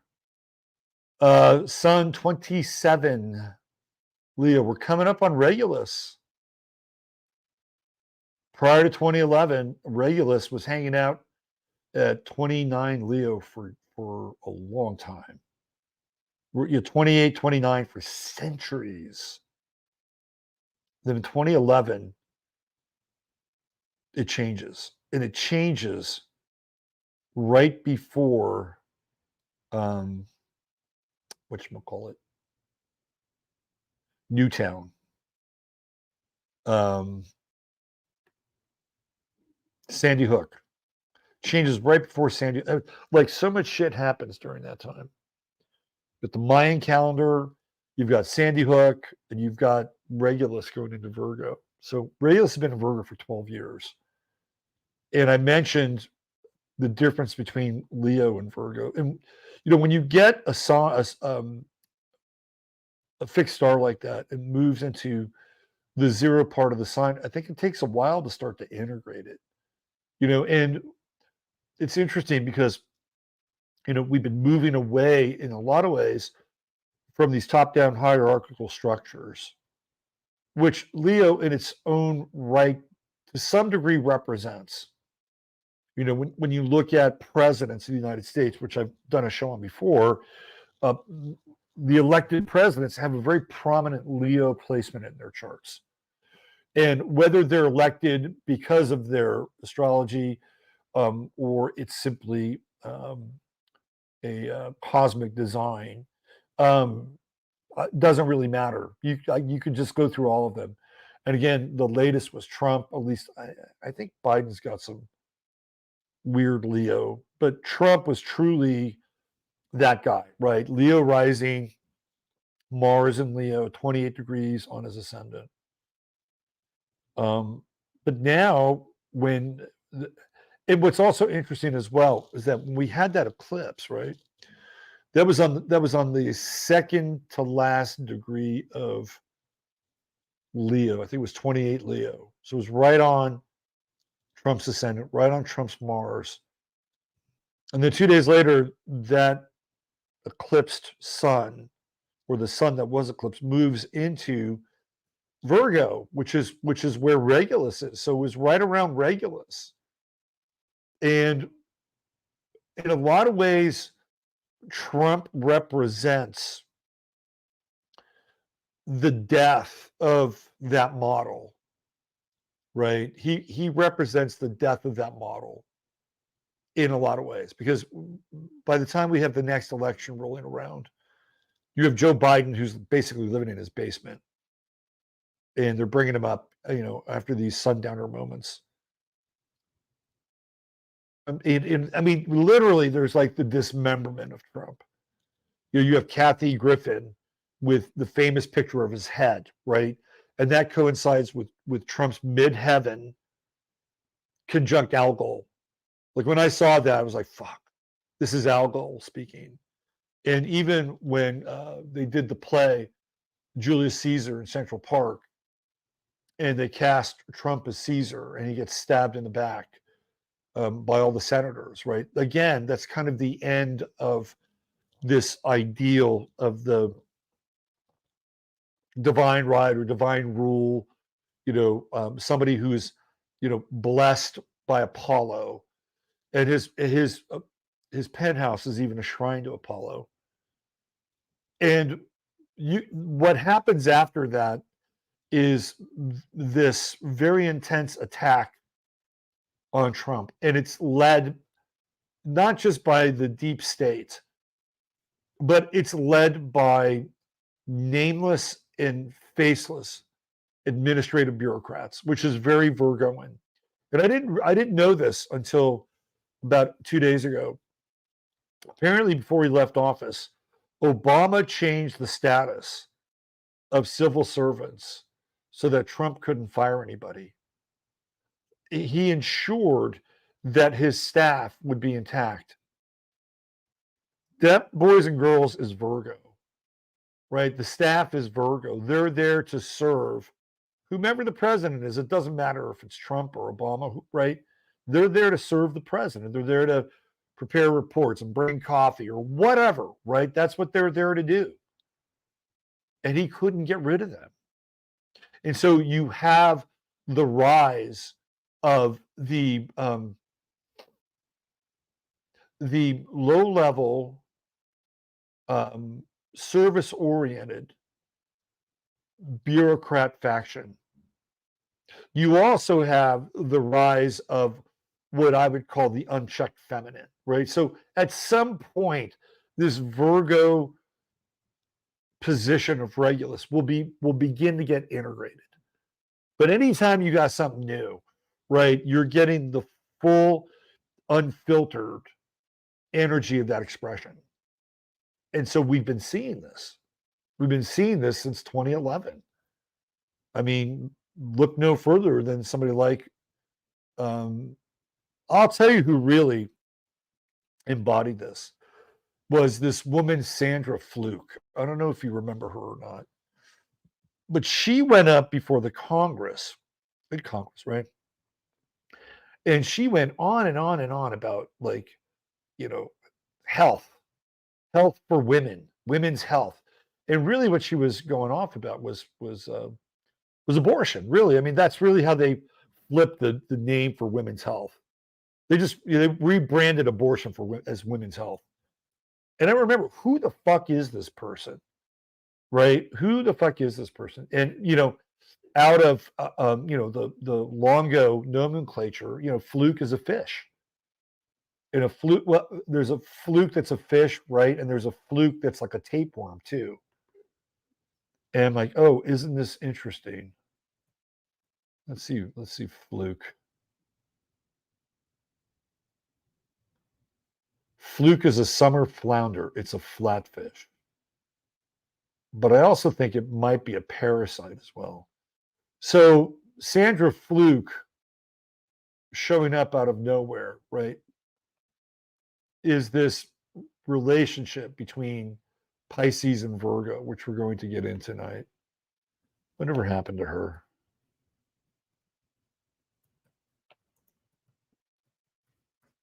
Give me 1 second here. There she is, Sandra Fluke, age 42. I think I did her chart one time. And even when Obama was talking about April 17th, she's in Aries. Even when Obama was talking about America, right? What did he say? He says, well, we're going to lead from behind. We're going to lead from behind. That is a Virgo statement, by the way. Leo is out front. Theoretically, right? Leo is out front, for better or worse. Virgo doesn't do that. Virgo is, kind of whispering in the king's ear. Like, when Obama said ideally what he would really love to do is just live in the basement of the White House and kind of, be the puppet master. That's a very Virgoan thing. It's Virgoan and Scorpio. Scorpio is the power behind the throne in a lot of ways. But Virgo will do that too, right? Virgo will, sort of whisper into, the bureaucrat's ear, hey, that's what you need to do, right? But it's not out front. Now, over time, as Regulus slowly in the celestial clock moves, and when Regulus moves a degree in the celestial clock, it's huge. 1 degree, 2 degrees, like that's a very, very different time scale. So we're really integrating this idea of a different way to interface with reality. That's really what Regulus is doing. And so things like healers are very prominent. They will be prominent. People that the people, right? The people are prominent. I mean, that's the other side of this thing too, right? When Trump was running for president the first time, you had the plebes, the everyday people. It's like, thank God somebody's going to fucking finally say something about us. Finally, somebody, George Bush was terrible at it. Terrible. And people were just hanging by their fingernails to George Bush's conservative cloak, right? Barely. But he was terrible with the working class. He could give a shit about the working class. And Obama was not a fan either, right? So you had the working class, you had the plebes, you had the silent generation, really hollowed out with Bush, right? Hollowed out with Obama. That's 8 years. That's 16 years. And trust me, many of them were not on board with, sun-kissed Leo Bill Clinton, William Jefferson Clinton. They weren't on board there. Like the last time these people really had somebody they could wrap their arms around was Ronald Reagan circa 1984, right? 1980, 1984. Because Reagan spoke to them in a way that they understood. Now, whether or not Reagan was actually their guy, that's a whole other discussion. But this is a group of people for a very long time who had been completely ignored, shouted down, made fun of, dismissed, and marginalized by politicians and the mainstream media. And they were tired of it, right? So they actually fall into that Regulus and Virgo camp. So we can look at this explosion of femme power, girl power, the Sandra Flukes of the world, right? And you can certainly see that. You can certainly see that the rise of Alexandria Ocasio-Cortez. I mean, these people are kind of moved into positions of power. In the universe, it's really interesting. There's a quote from Mad Men by Don Draper where he's talking to these hippies. And he's scolding them. And he says, the universe is indifferent. And I partially agree with him because when you have the true node in Regulus, right, it's going to open the floodgates with this Virgoan energy, which by its nature tends to be more servant based or more healing based or more everyday person based, right? And it doesn't discriminate. Like that is the unlocking of the heavens that pour down upon us. So you're going to get that stuff, right? It's you're just going to get it. Like it's going to be part of the process. But on the other side of that, you also get this other part of the process, which has to do with the plebes and which has to do with everyday people, because that's where Virgo is for them as well.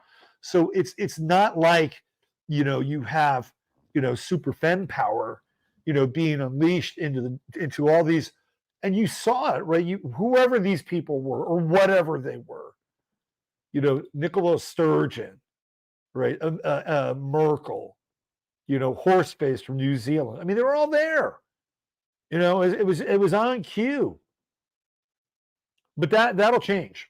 And that's not to say that we won't get more women, but the women will be different, right? As slowly, by degree, and even a fraction of a degree with a fixed star is an epoch of time or period of time, right? So slowly, this influence with Virgo, with Regulus, will become more integrated. And it won't just be this kind of opening of this portal where it's just pouring down and all of a sudden, we've got Captain, Marvel fever, right? It'll be different because those things can only last so long. And God and the universe love novelty. So they like it. It can't go on forever. And so then there's the next iteration of that. And I do think there's some power to the people involved with Virgo and Regulus, or Regulus and Virgo. There is some of that. And keep an eye on when the sun transits into Virgo, because what will it do? Well, there's Regulus right there, right? Right there. So the Virgo sun conjuncts Regulus one time a year now.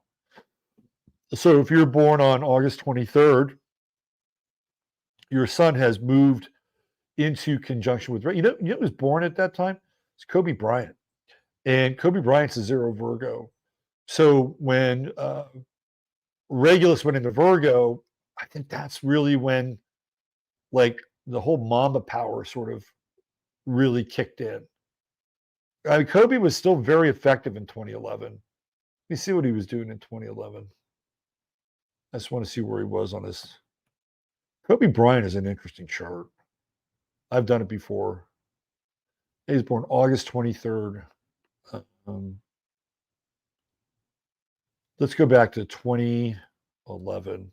Let's see what was Kobe been doing in 2011. Let's find out.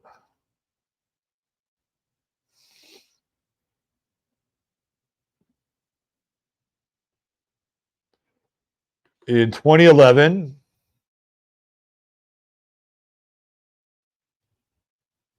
let's see. They lost to the Mavericks. That was the big Dirk Nowitzki story, right? They lost to the Mavericks. Let me just see here. Hold on. Get out of here.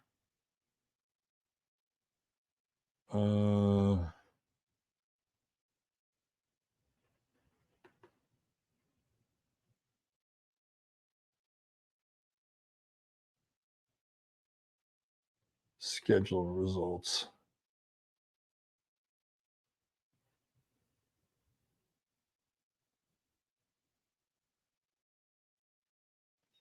So really, 2010 is the peak of Kobe Bryant. That is the peak of Kobe Bryant.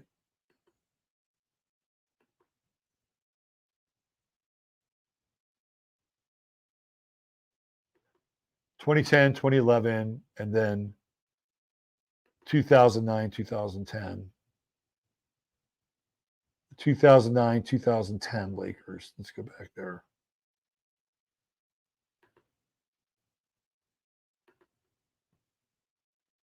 All right, hold on. Give me one sec.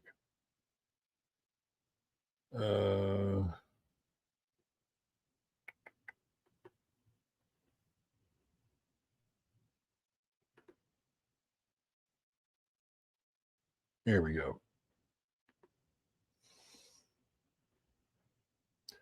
So the 2008-2009 Lakers beat the Orlando Magic. And the next year, 2009-2010, that's the peak. That's peak Kobe. And that's right around the time Regulus winds up ingressing on his onto his son. And then the next year, 2010, 2011, is when they lose to the Mavericks. And then I don't think Kobe sniffs another title after that. In fact, I'm pretty positive he doesn't.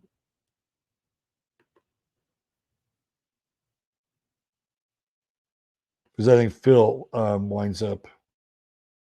Yeah, he's gone. So they didn't win after Phil until LeBron in the bubble. So you can even kind of see like the peak of Regulus with his son. Kobe's got a really interesting chart. Anyway, so that's where we are. So keep an eye on, when the sun ingresses into Virgo, which will be in 3 days. So right on the 22nd, 23rd, be on the 23rd. And just, it's one of those things like when we started to look at the Lion's Gate, it's like, okay, well, observe what happens on the Lion's Gate. For some people, it was a fucking shit show. Some other people, it was pretty interesting. So here's your homework. Like on the 23rd, just observe what happens in the world. Observe what happens. Will there be high Virgoan events in the world? So what is a high Virgoan event?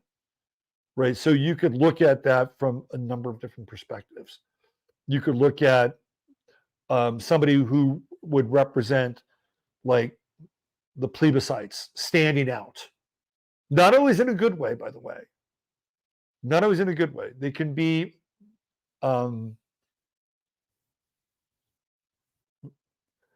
if there's a sign that's a Karen, it's a Virgo. Right? This is also post Regulus being in Virgo, like the rise of the Karen. That's a Virgo meme. Not always a good one, right? It's not a good meme because a Karen only looks one way. Like you can't have a Karen not look like a Karen. But that's a Virgo meme. And what was the rise of Karen? That's an interesting question. Karen meaning. When was it first used?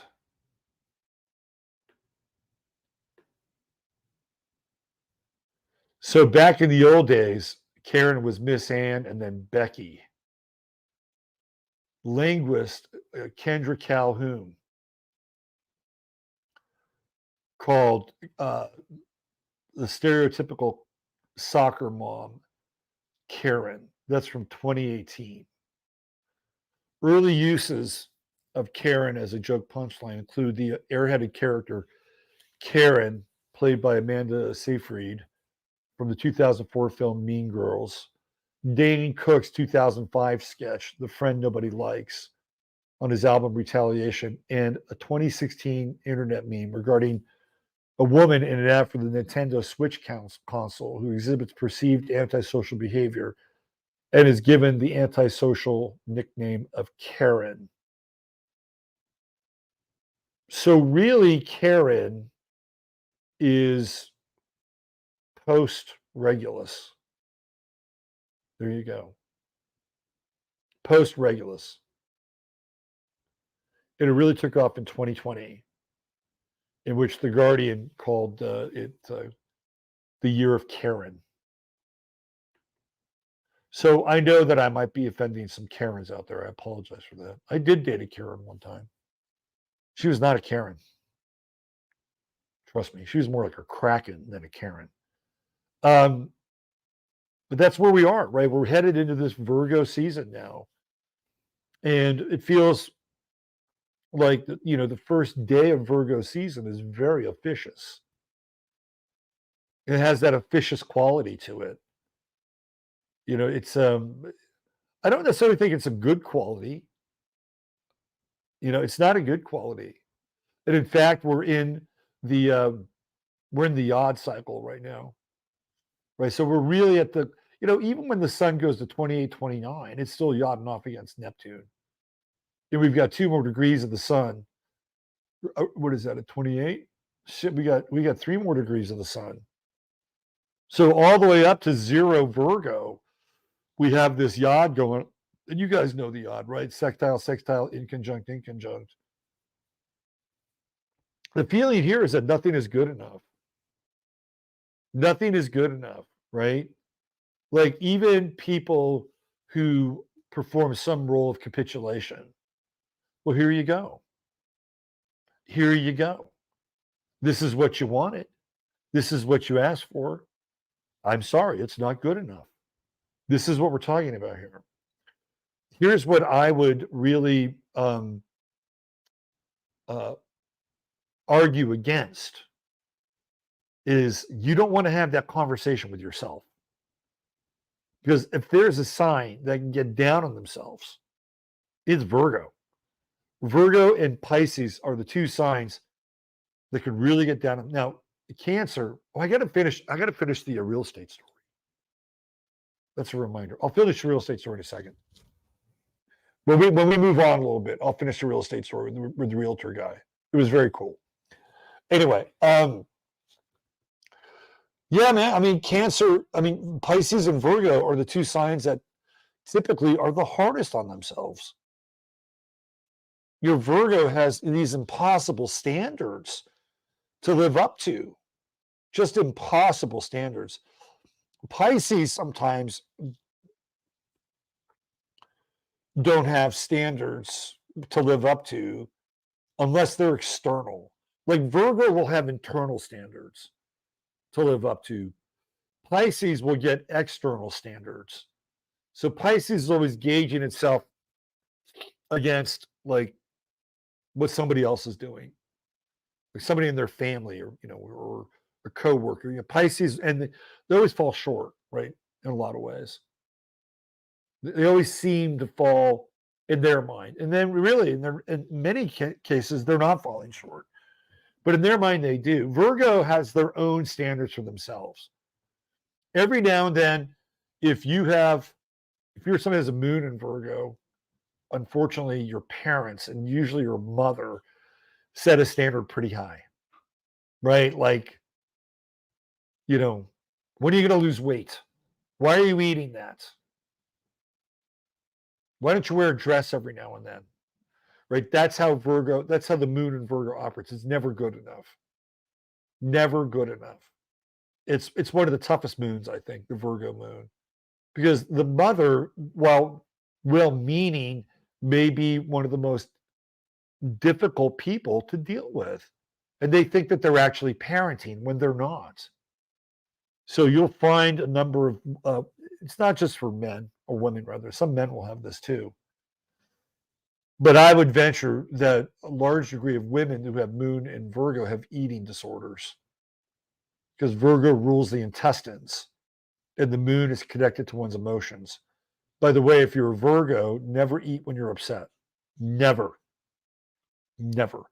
You don't want to eat when you're upset, when you're nervous, when you're anxious. A lot of Virgos can be very anxious eaters. And they'll do that to ground themselves. Not good. Not good.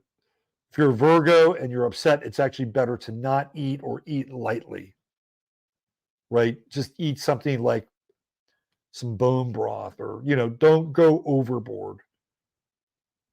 But I feel like you'll find people with the moon in Virgo, and we'll separate out with women. You'll find that is a real seed of eating disorders. And a lot of times it's the mother who will have standards that are over the top, right?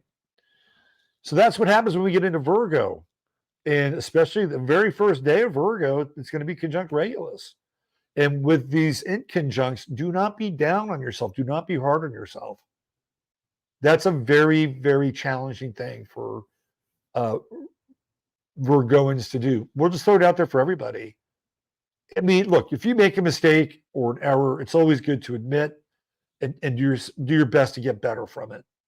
If you can do it, right? That's one of the biggest challenges we have in our world is people not being able to admit a fucking mistake, especially politically. You know, that's what got that guy in Hawaii in deep shit. You know, the guy that was in charge of the sirens. By the way, I haven't forgotten Hawaii. And I've actually started a dialogue with another astrologer in Hawaii. And hopefully we'll do a show next week on Friday. We're going to start with a pre-record on Thursday. And then we'll put it on the Friday forecast. Really cool guy. And so we've been communicating. Anyway, this guy who was in charge of the sirens, they got turned off. They asked him, why'd you turn them off? And instead of admitting that he had erred in judgment and made a mistake, he basically defended the fact that he turned them off. And he did it with a sense of real force, right? And see, this is the trap that people have gotten into over the last decade when they're not willing and able to admit that they've actually made a mistake. These are people in positions of so-called power. Because the one thing that they have learned in their training is to never admit they made a mistake. Never. Never. That's the last thing. Like, if you go into their manual, the very last page, admit the mistake. That's the very last page. Before you get to that, it's distract, have a strong position, blame somebody else, blame the person before you, blame the person who's coming after you, whatever, but don't admit that you made a mistake, period, end of story. And that's actually supposed to be leadership. It's not. So he comes out guns blazing and basically says, yeah, we did it on purpose. I'm paraphrasing. We did it on purpose. I wouldn't do anything differently again. Oh, you kid? Are you kidding? He said that. He said that. Wrong thing. Why? Well, he reasoned. He had to walk it back and reason it, but he said, well, it's because I didn't want people to think that we were having a typhoon, which meant that they would have gone into the second story of their house so they could avoid the typhoon. That's what he said. Now, he could have said that, but he could have said it in another way. He could have said, you have no idea how I feel about this. I haven't slept a moment since this happened. And if I had it to do over again, of course I would. I have to live with this. And unfortunately, I believed, and I conferred with some other people, that it would have been a mistake to turn that on because people would have thought it was a typhoon. And instead of leaving their homes, they would have, gone for higher ground. And it was a terrible error. And as a result of that error, I'm actually stepping down. He could have stepped down. Like, he could have stepped down in that moment. Instead of stepping down in shame, he could have owned his mistake. Now, this is if it's a mistake, right? But this is what people have done.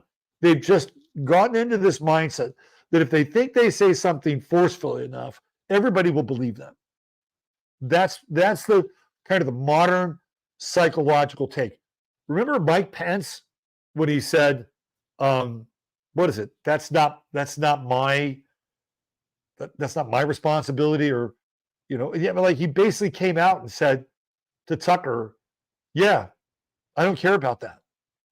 Right. And then he walks it back and says, we can chew gum and walk at the same time. That's not my responsibility or whatever, right? Whatever I forget what he said exactly, but he said it with this kind of forceful, almost sociopathic certitude. That's part of the playbook. That's what Mike Pence was doing, right? Now, you can't run around and question everything you do. If you do that, you'll be absolutely paralyzed. So this yod is an important yod, right? It's an important yod. So what we're trying to do here tonight is link up the yod. We're going to try to link up the spirit, which is Neptune, and we're going to try and link up Pluto, which is a transformational way of thinking or doing something, right? So we're going to try to give you another way of looking at something tonight with the yod. In your own life, at this degree, these degrees of Leo, 27, 28, you know those degrees are out of control. 27 and 28, the energy is getting very, very electrostatic. Anytime you see a planet change signs at the 27 and particularly the 28th degree, the energy is all over the place. It's all over the place. And I like to use in my course, my astrology course, I like to use the example of Bill Murray, who's born on September 21st, and he has 28 degrees Virgo. Just watch fucking Bill Murray. He's all over the place. Watch him at Pebble Beach. He's all over the place. Back in Bill Murray's, now he looks like an old Irish drunk. I'm sorry, an old Irish man who's tippled a little bit. By the way, he's hanging out with Khalees. You know who Khalees is? Milkshake. Like, they're together. It's weird, but more power to you, Bill. But that's your 28th degree of a sign. He's all over the place. 29 degrees, the sign goes dark. Goes dark. There's nothing left. And then it's reborn at 0. That's how this whole thing works. So here we go. The energy is getting a little wonky, right? A little all over the place. And we got this yod. Watch out for people. The next couple of days is going to be really interesting. Watch out for people who come across as authorities. And boy, oh boy, the emperor's not wearing any clothes here, right? Anybody who comes out real strong, guns blazing, next couple of days, look out. Now, this sun is on top of Trump's ascendant. So we have to look at this from Trump's perspective as well. When is the debate? Don't we have a debate this week? Let me see what we got here. Let me see. Digital debate.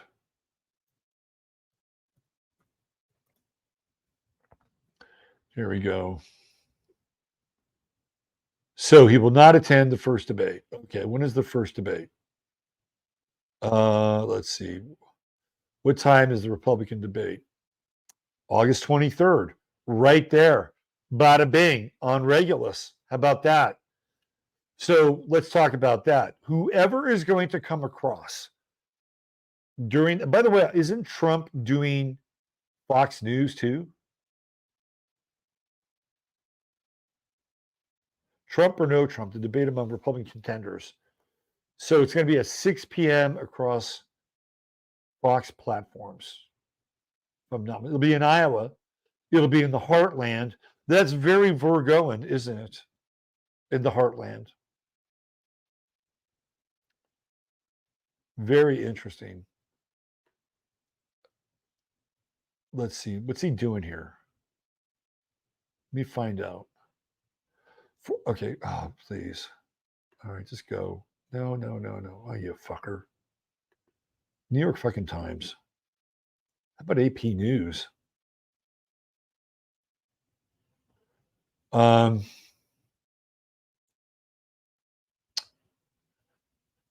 me see here. What is he doing?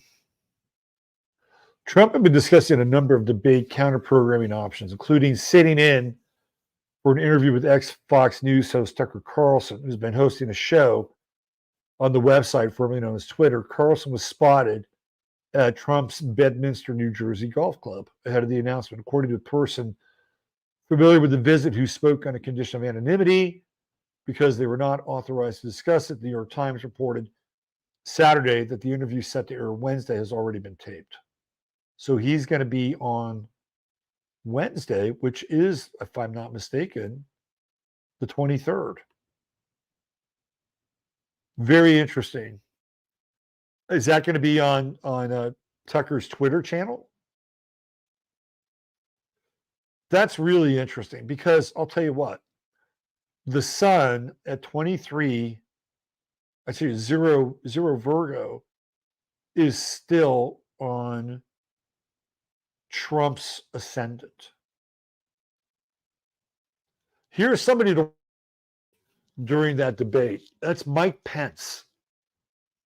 We all know that Mike Pence is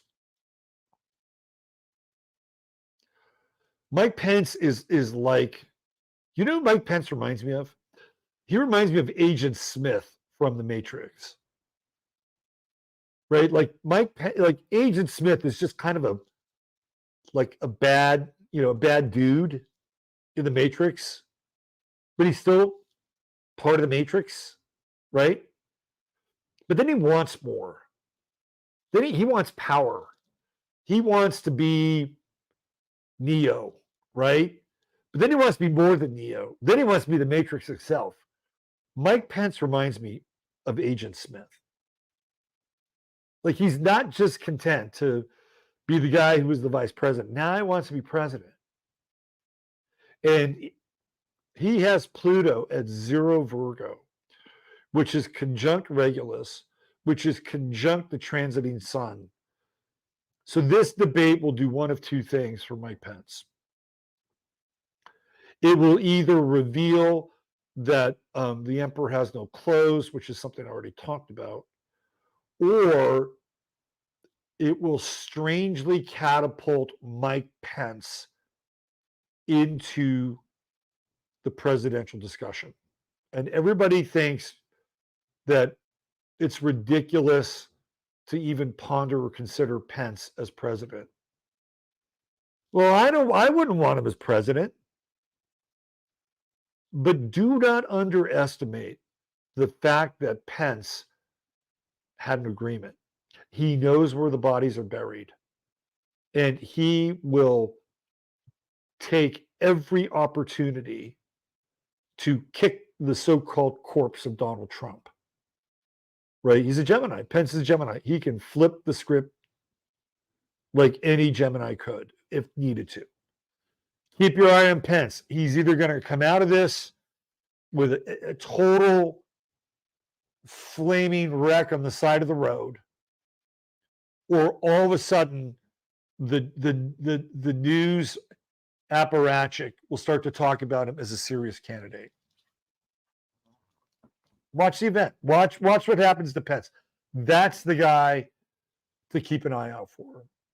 Now, DeSantis is a Virgo as well, but his son is not near Pence's son. What is DeSantis? I think he's somewhere in the middle of Virgo.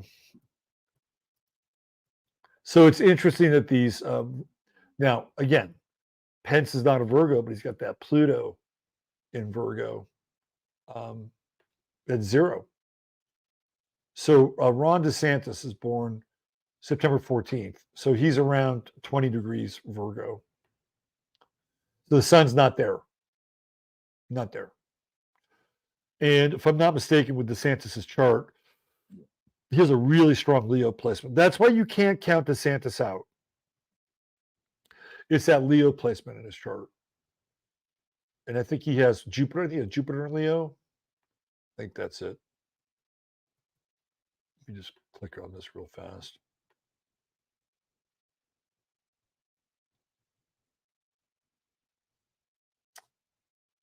Yeah, he has Jupiter, Leo, 1 degree. Yeah, that's when you look at presidential markers, you look at Leo, right? It's in there. DeSantis also, he's 21 Virgo, true node, 26 Virgo, moon in Aquarius. So he's a little kooky. He's a little kooky. I'll tell you what's interesting is that he's going to have his Mars return here pretty quickly, because between the Mars ingress into Libra, which ends on October 13th, Friday the 13th at our event, Mars has a run through Libra. So DeSantis has a Mars return during that period of time. It'll be interesting to see, because a lot of these guys you haven't even seen, like the press and who they decide who the press is told to get behind, because they're told. Make no mistake about it.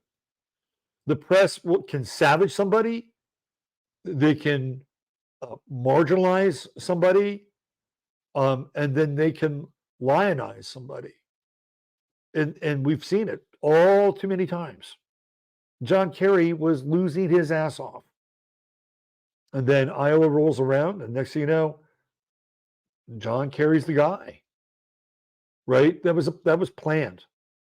That was totally planned. What was his name? Howard Dean. Is that the guy's name? Howard Dean. And his laugh, his crazy laugh. He was done. He had a great showing in New Hampshire. He won. They're like, this guy, forget about it. We got to take him out. John Edwards was another guy they wanted out. They wanted his ass out. Like, sorry, dude.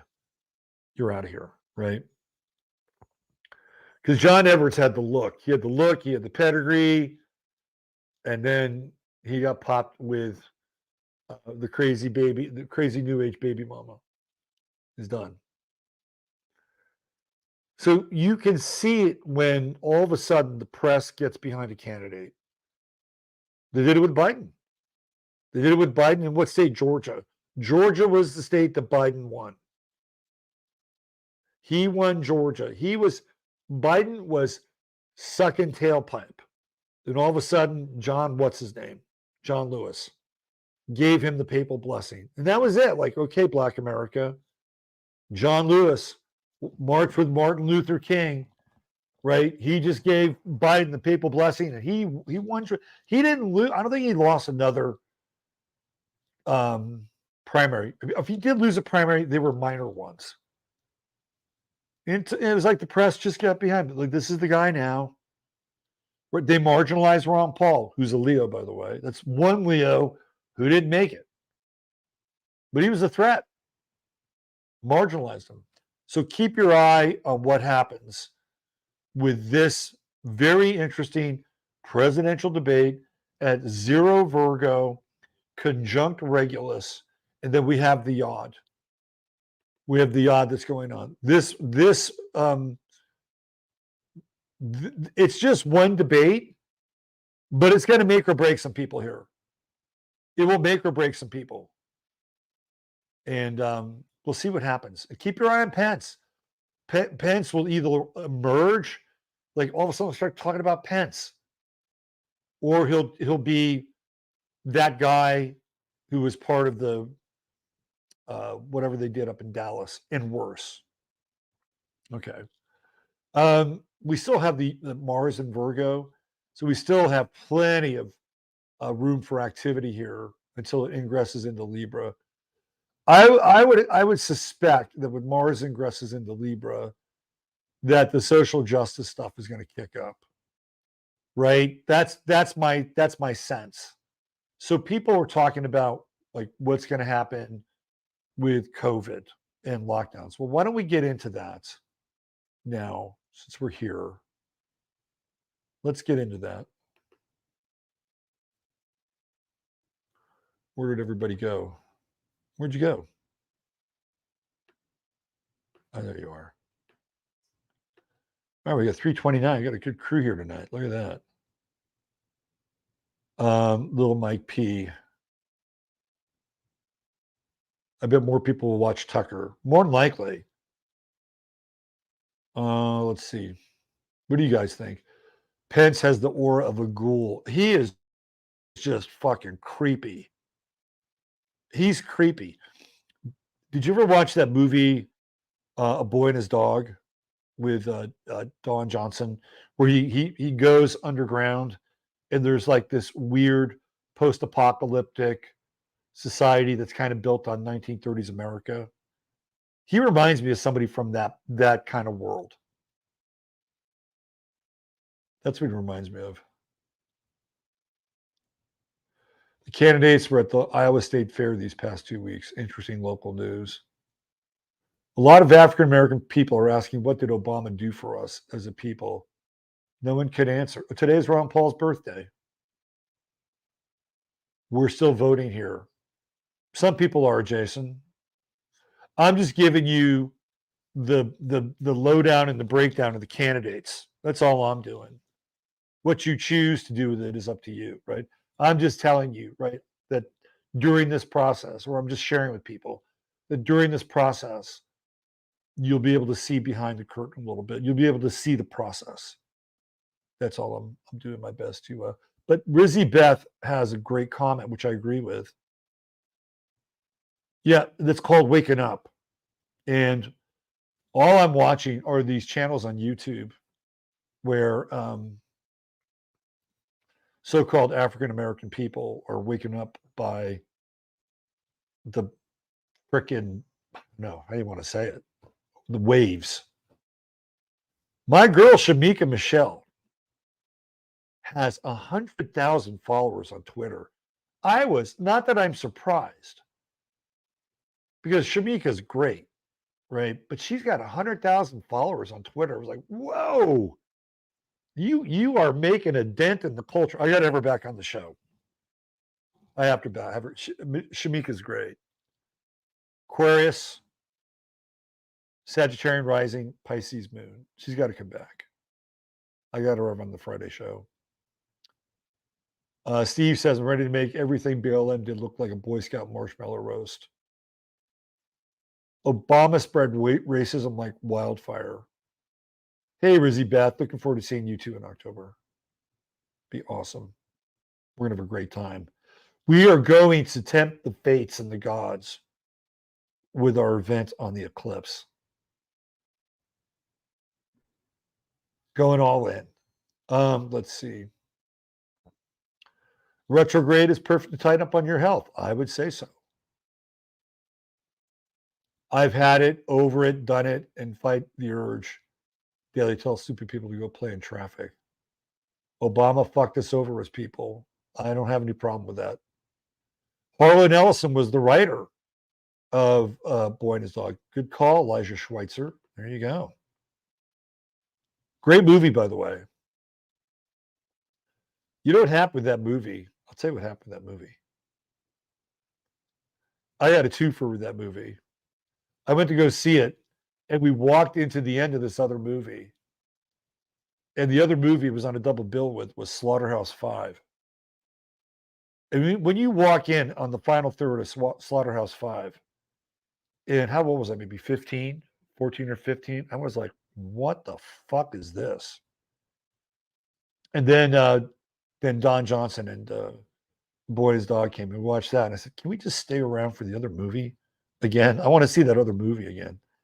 I think we did that. Pence Judas will crash and burn. One would think. You never know, Len. You never know. LQ Jones directed. User 13, Harlan Ellison. Underrated writer. Absolutely. Let's do a little Harlan Ellison moment here. A little Harlan Ellison appreciation.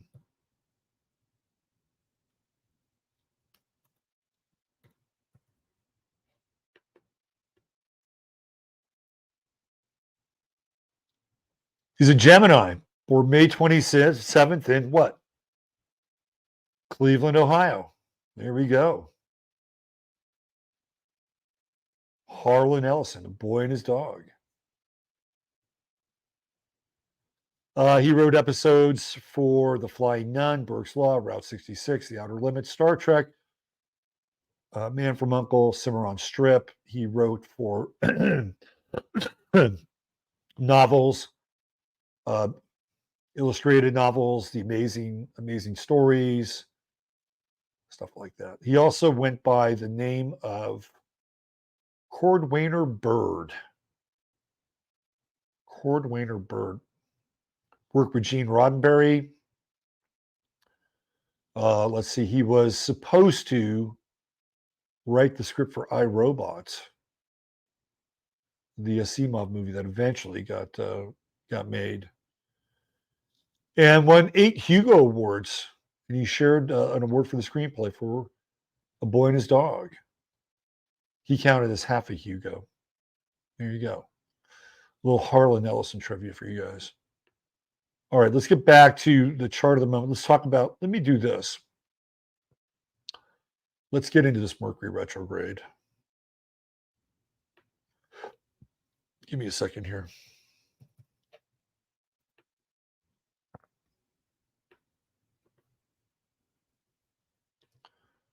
Let me go to the chart. I mean, there's a lot more from the chart of the moment, but we're almost an hour and a half into the show. And I want to cover this Mercury retrograde thing. All right, let's do this. So Mercury goes retrograde. Doesn't it go retrograde in the 23rd? Let me just check here. It does go retrograde in the 23rd. Absolutely. Oh, wow. Let's do this just to make sure. I always have to check and double check the sources. Here we go. So we got some cinephiles in the house. Always love that. All right. So here we go.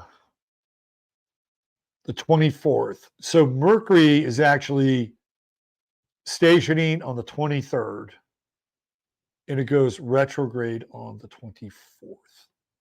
So let's do a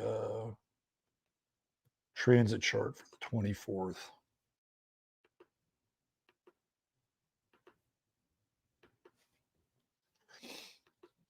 Let's look at where everything is. Let's throw Aries into the mix and show the chart. Okay.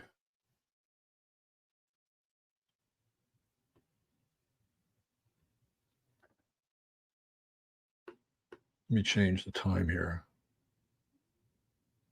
Oh, that's me. That's not what I want. Hold on. My apologies. We'll get there.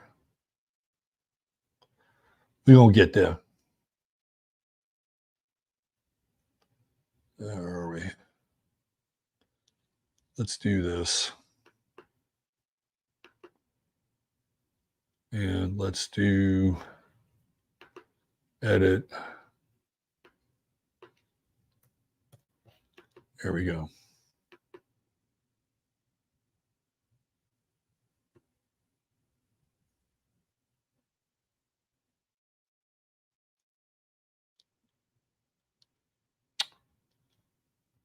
Yep. Okay.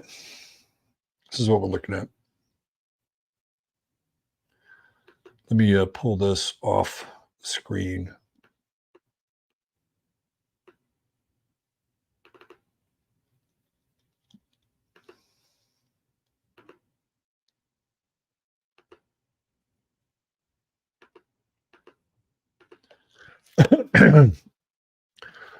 So this is Tuesday. We're just moving ahead, right? And here's Mercury retrograde right there. Bang. 24th.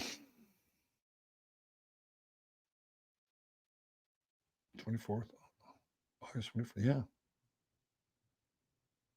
Oh, I'm sorry. I'm looking at Venus. There it is, right there. Sorry. I was staring at Venus retrograde. Still retrograde, by the way. So here's your Mercury retrograde. And we have Neptune also retrograde. And by this time, Mars on Tuesday will have already been in direct opposition with Neptune. If we're going to get any indication that there's going to be some fuckery with a new contagion, my sense is that it would probably be on Monday, right? Let's see, Monday is when, no, Tuesday.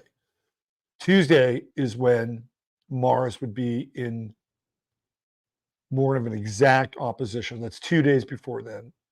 So Monday night, Tuesday, we have that Mars-Neptune opposition. So if we're going to have any fuckery with contagion, we're going to start to, and maybe even some of these candidates during this debate are going to spill beans. Like, look for them to spill beans during this debate. Because invariably, somebody is going to put their foot in their mouth, especially as Mercury is stationed and about to go retrograde. So I think we'll know. And is there a potential for us to have to deal with some kind of a lockdown again between now and, let's say, the end of my event?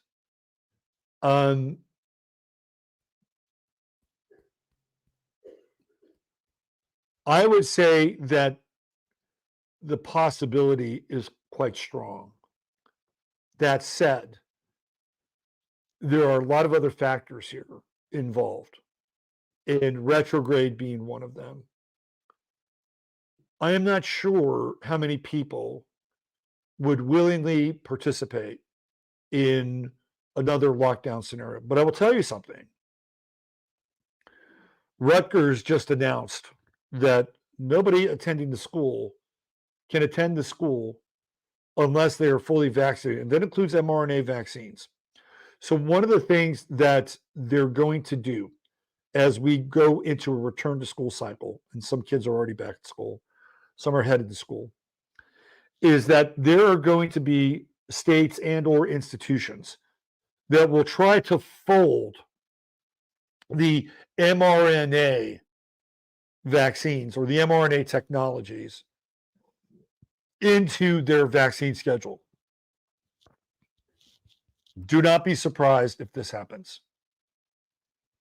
And they may not even know about it until the last minute. I know Rutgers just announced it, including the mRNA. Now, Rutgers is a school that participates in one of the biggest football conferences and sports conferences called the Big Ten. So if Rutgers decides that it's going to do this, then there's a very good possibility that other schools within the Big Ten will follow suit with Rutgers. And if that's the case, then there's a very good chance that other colleges will follow suit. Now, we saw during the tail end of the COVID experience with stadiums filled with college football fans. And you remember how Fauci was wringing his hands? Nothing really happened, did it? Now, people have a very short memory. Very, very short memory. The other side of this isn't just the possible lockdown for contagion, but it's also the climate lockdowns, which I do think are in the offing. The more that we have these fires, the more that they're going to make a case for people traveling less. They'll make some bizarre connection. By the way, which is also Mercury retrograde. You know, theoretically, with Mercury retrograde, we travel and we move forward. Retrograde, we don't. Now, how much do people have a stomach for this? That's a whole other discussion. Where's that true node? It's in Aries. Now, remember, and I brought this up when David and I shared a screen the last time. You know, we talked about the true node in Aries. And when COVID happened, 2020, the summer of Floyd happened, 2020. Where was Mars? It was in Aries. And it happened, all that happened at some of the early degrees of Mars in Aries. Of course, Mars went retrograde, and then it went back into direct motion again. But it was Make no mistake, right? Mars and Aries played a role during what I call the Bolshevik Revolution of the United States of America. It's when the country was taken over. We were balkanized, we were split up, and the revolution was televised. We, as a country, we have not been the same since then. I don't care what anybody says. We are living in the interregnum. You know, I made this analogy during that time that was connected to the two-faced god Janus. And with Janus, Janus was a symbol. It was more than a symbol. Janus was a ritual. And the Janus ritual was performed during a time of war. And people would enter into the Janus space. And it was a space. And you went in one door and you came out the other. And when you came out the other side or the other face, you were not the same. The world was not the same, right? So the Janus ritual was very, very important. And again, they used it during a time of war. So I used that time with the masks. And we actually had a Janus ceremony down in the hill country in that year, which was 2021. It was brilliant. It was 2020. It was brilliant. It was one of my favorite times to do the event. And we entered into the Stonehenge of the hill country with a mask on. There is a Stonehenge there, by the way. And we exited the Stonehenge with our mask off. So what we were doing was we were performing our own Janus ritual to hasten and facilitate the end of this chicanery. So one would think that we're on the other side of the Janus ritual, right? Unless they want to enact another one. And if they do enact another one, which would be the promotion of the mask again, I guarantee you that that there will be a war. And with a true node in Aries, I can guarantee there will be a war.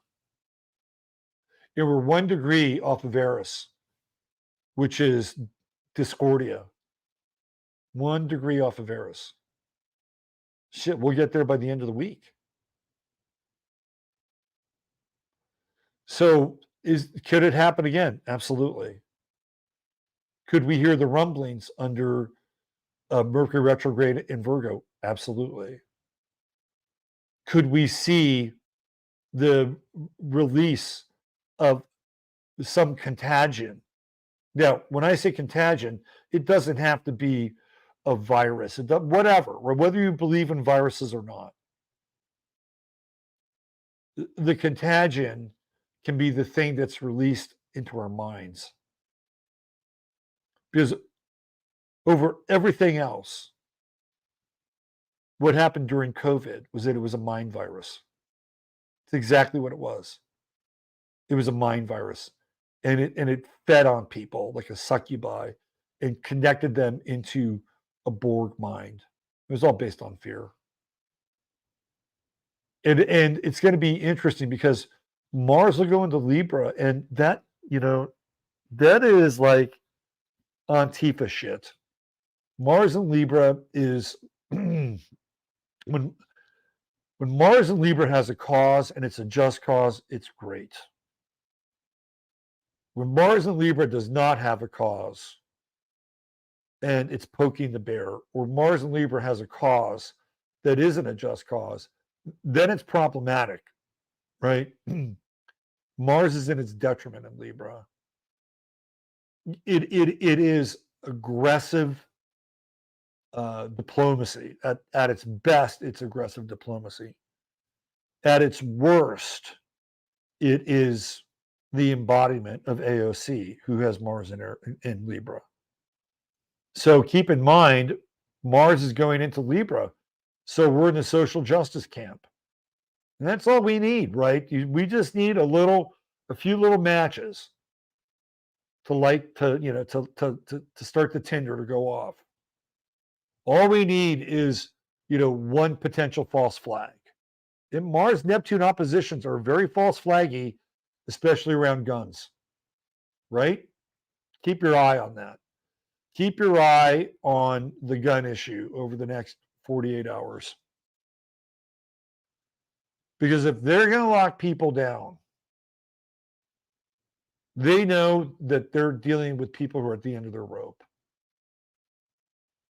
And in some ways, that's exactly what they want. It's exactly what they want.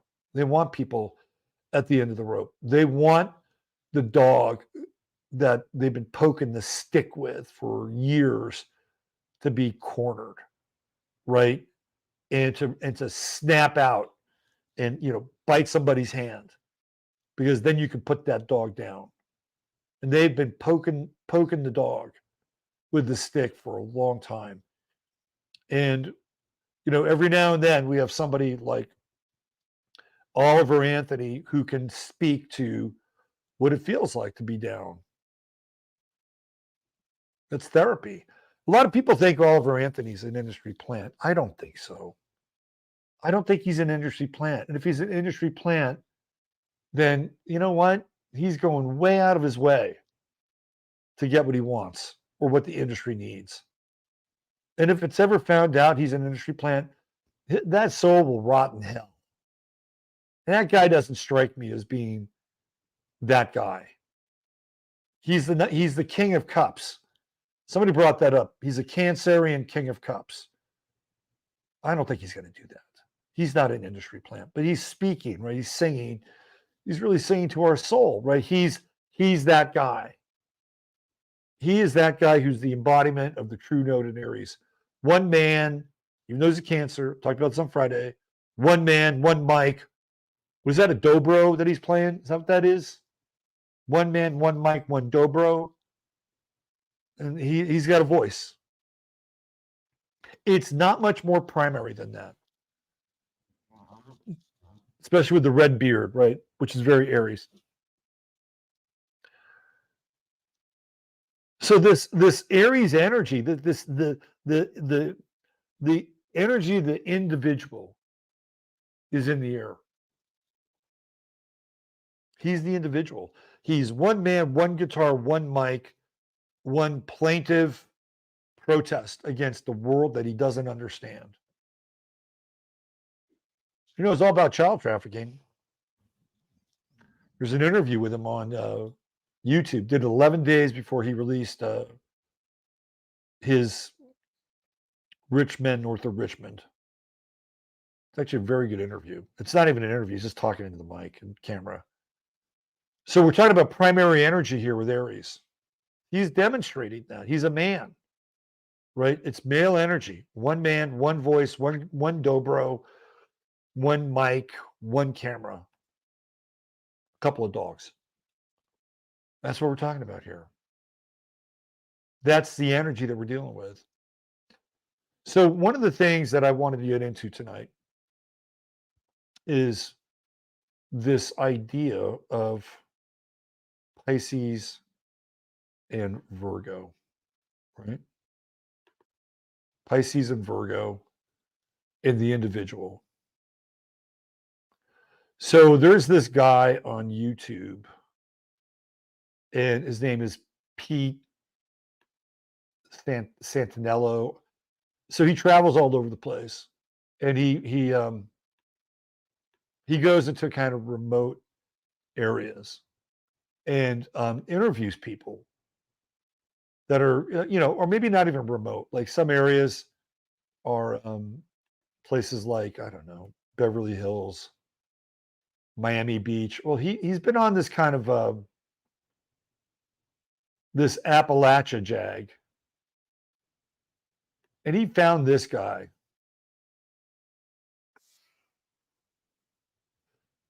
So this guy's a trip.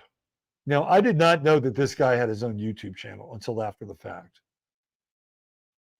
And his name is Titus Morris. And I kind of want to, let me just bring, I don't know if I'll be able to play this, but let me bring up this guy. And this was such a great interview. The man with no legal identity, off the grid in Appalachia. How much more Aries do you get than that? He's got no identity, no birth certificate. He doesn't wear any shoes. It's about as true note in Aries as it gets. This guy is like a pioneer. He's cut out like a patch of life for himself in rural Kentucky, kind of near the Quakers and the Mennonites. I think the Miak guy lives around him. It's a good show, by the way. Miak Survive 2030. That's a good show. If you're not watching that show, you should. So this is a really interesting interview. Let's see if I can just play a little bit of it. I mean, this guy's so Aries. I don't know what his sign is, but the representation of him is so Aries because he's just primary. He's just, and that's how Aries operates. It's primary. It's natural. It's just expression, right? And he does this one thing here. I got to show it to you. Let me see if I can find it. It's back here.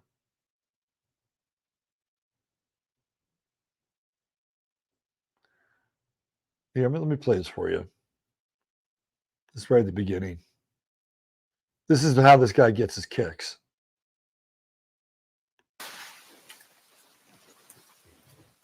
Trying to get to this other tree. I think I'm gonna ride this one down.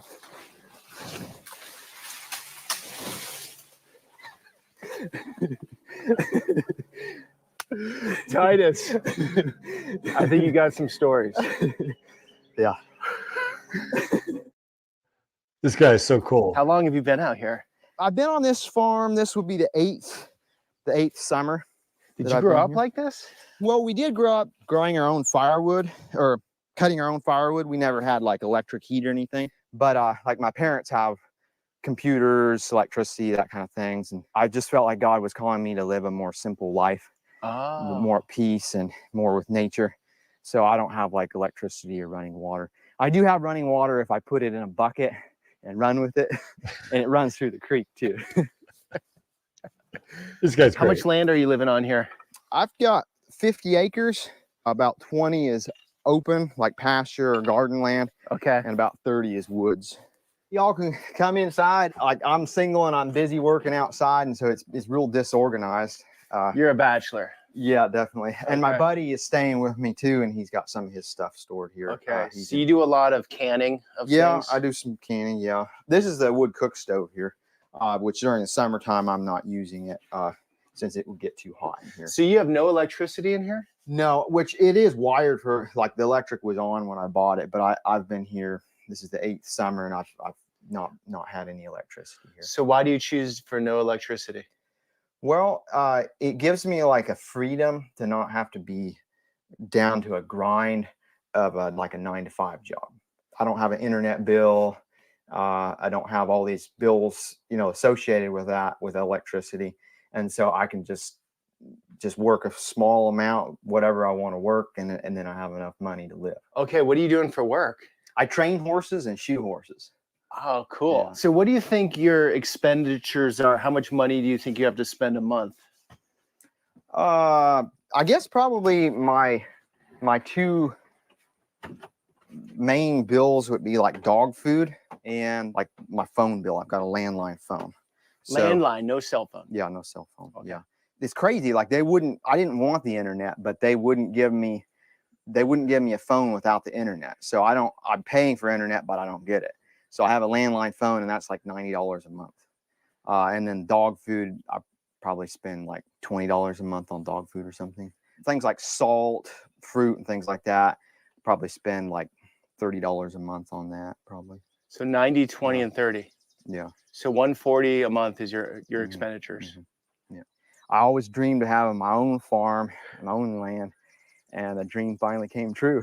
You love it? I do. I wake up in the morning and there's a green hill on that side and a green hill on that side, and I just have my own little peaceful valley here. So no car. Nope. You get around with carriage. Yep. So you're almost living an Amish lifestyle. Yeah. Pretty. So one of the reasons why I'm playing this, besides the fact that this guy is utterly fascinating, is the fact that this is very Aries, right? So you could see, like, Oliver, right? Oliver Anthony lives in the Appalachians. And Morris lives in the Appalachians. So why is this stuff hitting our screens now? Well, first of all, it's very Aries-like, right? Like one guy living by himself. Oliver Anthony probably lives by himself. And then what's also interesting is, and I hope Longo's in here, is the word apple, right? Apple. And apple relates to what? The Garden of Eden. The apple, the first place, paradise, where it all starts, where the first man theoretically begins, which is Aries. So here we have these really interesting documentations of one man, single man, Oliver Anthony, and this guy, Titus Morris, kind of living out a version of what we're talking about here, both in Appalachia, right? The place of the apple, or Eden, or the first man, which is Aries. And what's interesting is about this guy is his relationship with God. Let me see if I can find one. Here we go. Watch him sing this song. This is a great song. Horses. You're in alliance with the spiders. Yes. You guys team up, Yes. or they help you out. They're definitely my friends. This is one of the Amish schoolhouses. And so Ruben's kids go here? Yes. There's about 12 children that go to this school. 12 kids, all ages, right? Yes, yeah. And they have grades 1 through 8. And this is the parking at an Amish schoolhouse. Well, yes, during rainy weather and things, they'll tie a horse up in there. They're storing some firewood there in the one stall, but oftentimes they walk when the weather's good. That's like a 3-mile walk, 6 miles a day. 3 miles. And a big hill too. Wow. Yep. So they legitimately can say I walked Yeah. to school, uphill 3 miles. Yeah. Guys, it's quite surreal out here. Such beautiful country in Kentucky. So peaceful, so removed, so wholesome. I get it, Titus. I'm not saying I can live it, but I respect it and admire it. It's definitely a more pure lifestyle than most of us live. I'm really blessed to be able to live here. Really am. All right, here we go.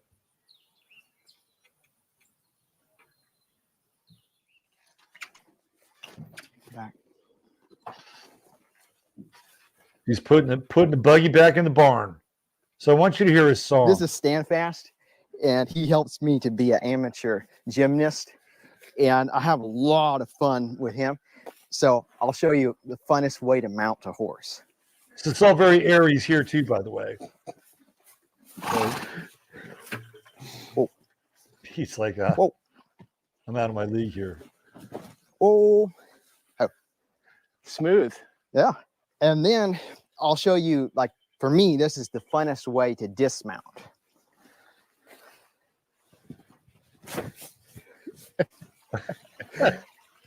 Pure expression. She just cools herself down, huh? My wife will love this. What's up? Oh, here we go. Here comes the song.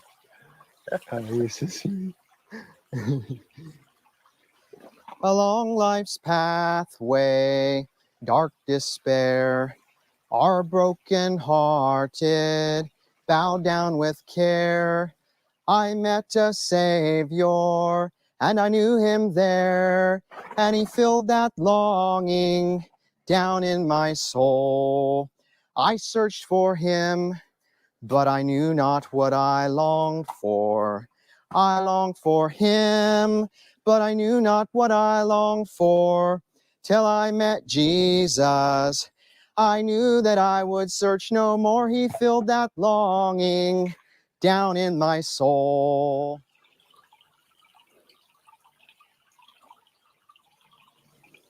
Okay, so one of the things that is connected with this guy is he really lives with this Piscean connection to spirit, right? That's what he does. He lives with this Piscean connection to spirit. He talked about how he had to go to, I think it was Nashville, to go do like some kind of preaching, and he hitchhiked all the way.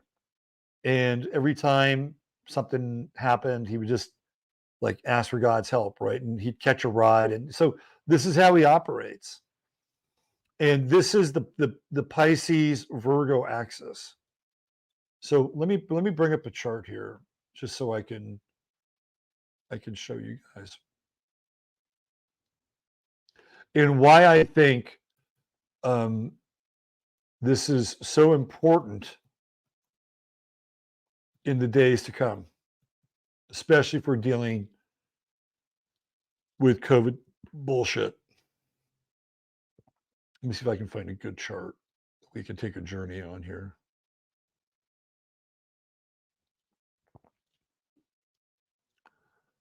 Give me one sec.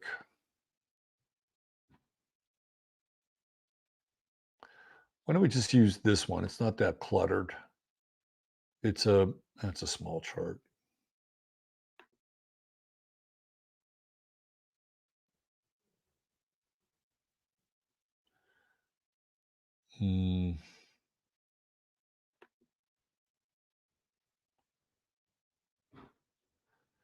Let me use this one. It's a pretty good chart. It's not too bad.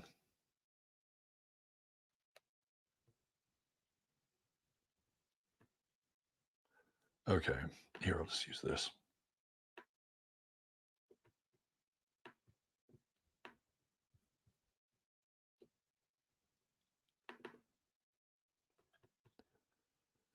All right.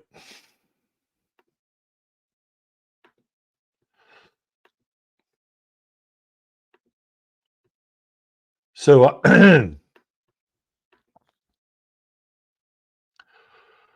going to look at the path from Pisces to Virgo. And we're going to look at this path as it relates. Now, whether or not you believe in Jesus, Yeshua, Sananda, right? Just go with the story, because you can see the story as it manifests through the journey around the chart. Okay. So if we start here with Pisces, right, what are we starting with? We're starting with pure spirit. This is pure spirit. When you incarnate, pure spirit descends into the first house and you become pure will manifest. We have another story that goes along with that. But that's not where we're headed right now. Here we are, we're in the realm of the spirit. Pure, theoretically, at the top of the Piscean dualist set. Pure. And for whatever capacity we want to talk about the virgin birth, it happening in the month of September, which I do believe it happened during the month of September. That also plays into it because of the opposition with Pisces. So let us say that this is the origin story of Jesus Sananda, right?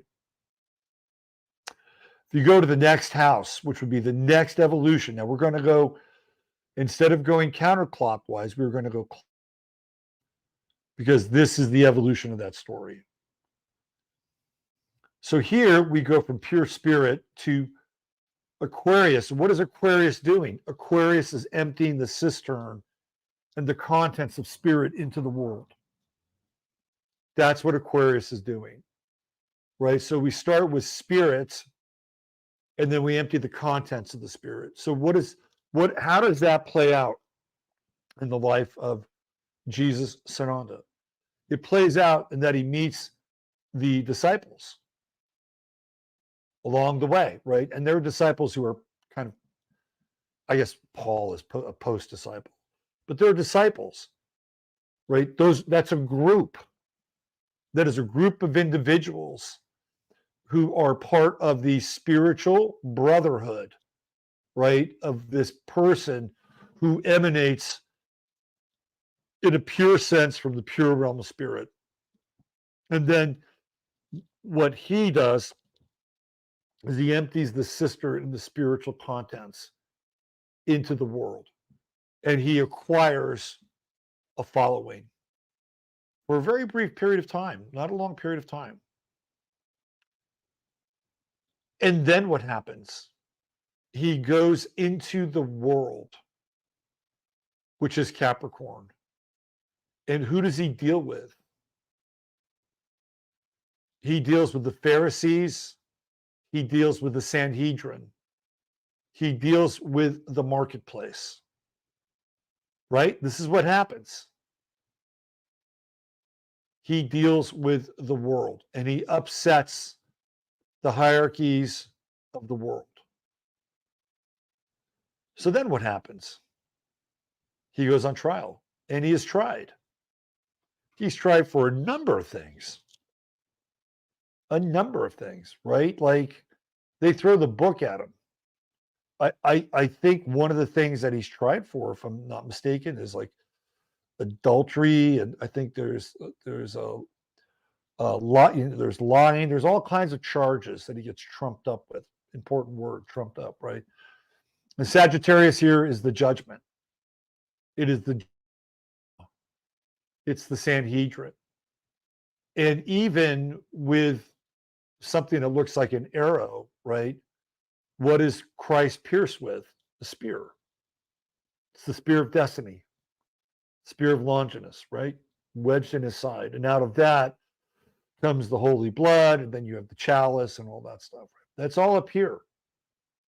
It's all up here. First, he's tried, right? The Sagittarius, it's all legal. It's judgment. It's man's judgment. Then what happens? Then he gets theoretically again crucified, right? That's Scorpio. And that's the transformation and the transfiguration. That is the death and that is the resurrection theoretically, right? So how does that look? Well, it's split in the 7th house with Libra. And so in Libra, we have a split. We have a relationship between the top of the chart and then the bottom of the chart. That's what Libra represents. So there's a split here between the dictates and the will of heaven and then the application of the life of the individual down here. Right? So after this split happens, to be in the world and not of it, right? Which is Libra. And that's the cusp right here. Then you move into the opposite sign of Virgo. So after all this happens, right? Theoretically, what are people supposed to do? They are supposed to do good works in the name of Jesus, right? I'm just giving you the astrotheological breakdown. Whether you are into it or not, that's up to you, right? So Virgo completes the circuit. And Pisces is the voice of the Spirit. If you watch that video, it's the voice of the Holy Spirit. And Virgo is the hands. That's how this works, right? And there's a whole pathway of this being that goes through each and every part of these signs. And then here is the undertaking of the individual, right? From here through here is the undertaking of the individual to be able to embody this part of the chart. And it starts with Virgo. So why am I bringing this up? Well, because Longo asked me to talk about something like this last week. That's part of it. And I sort of saw this cycle moving backwards or moving clockwise. And you can see the life of Jesus, Sananda, Emmanuel, the Avatar play out right here. And then it becomes the individual. This becomes us. Like this is us right here. And we are supposed to theoretically listen and keep our ear to the pathways of spirit, right? And I thought about Pisces in a way where, when we look at this whole idea of the firmament, right? And the firmament is not just these stars that are in the sky, but there's this case that's made that beyond the dome, right, we're encased in water. Right? Everything out there is the galaxy or the galaxy. And that what we see is a crack in the firmament, right? I don't necessarily have a problem with that, but we also have to learn how to navigate the firmament. And this is the wheel, right? This is this wheel on the vessel of life, right? And the vessel of your life.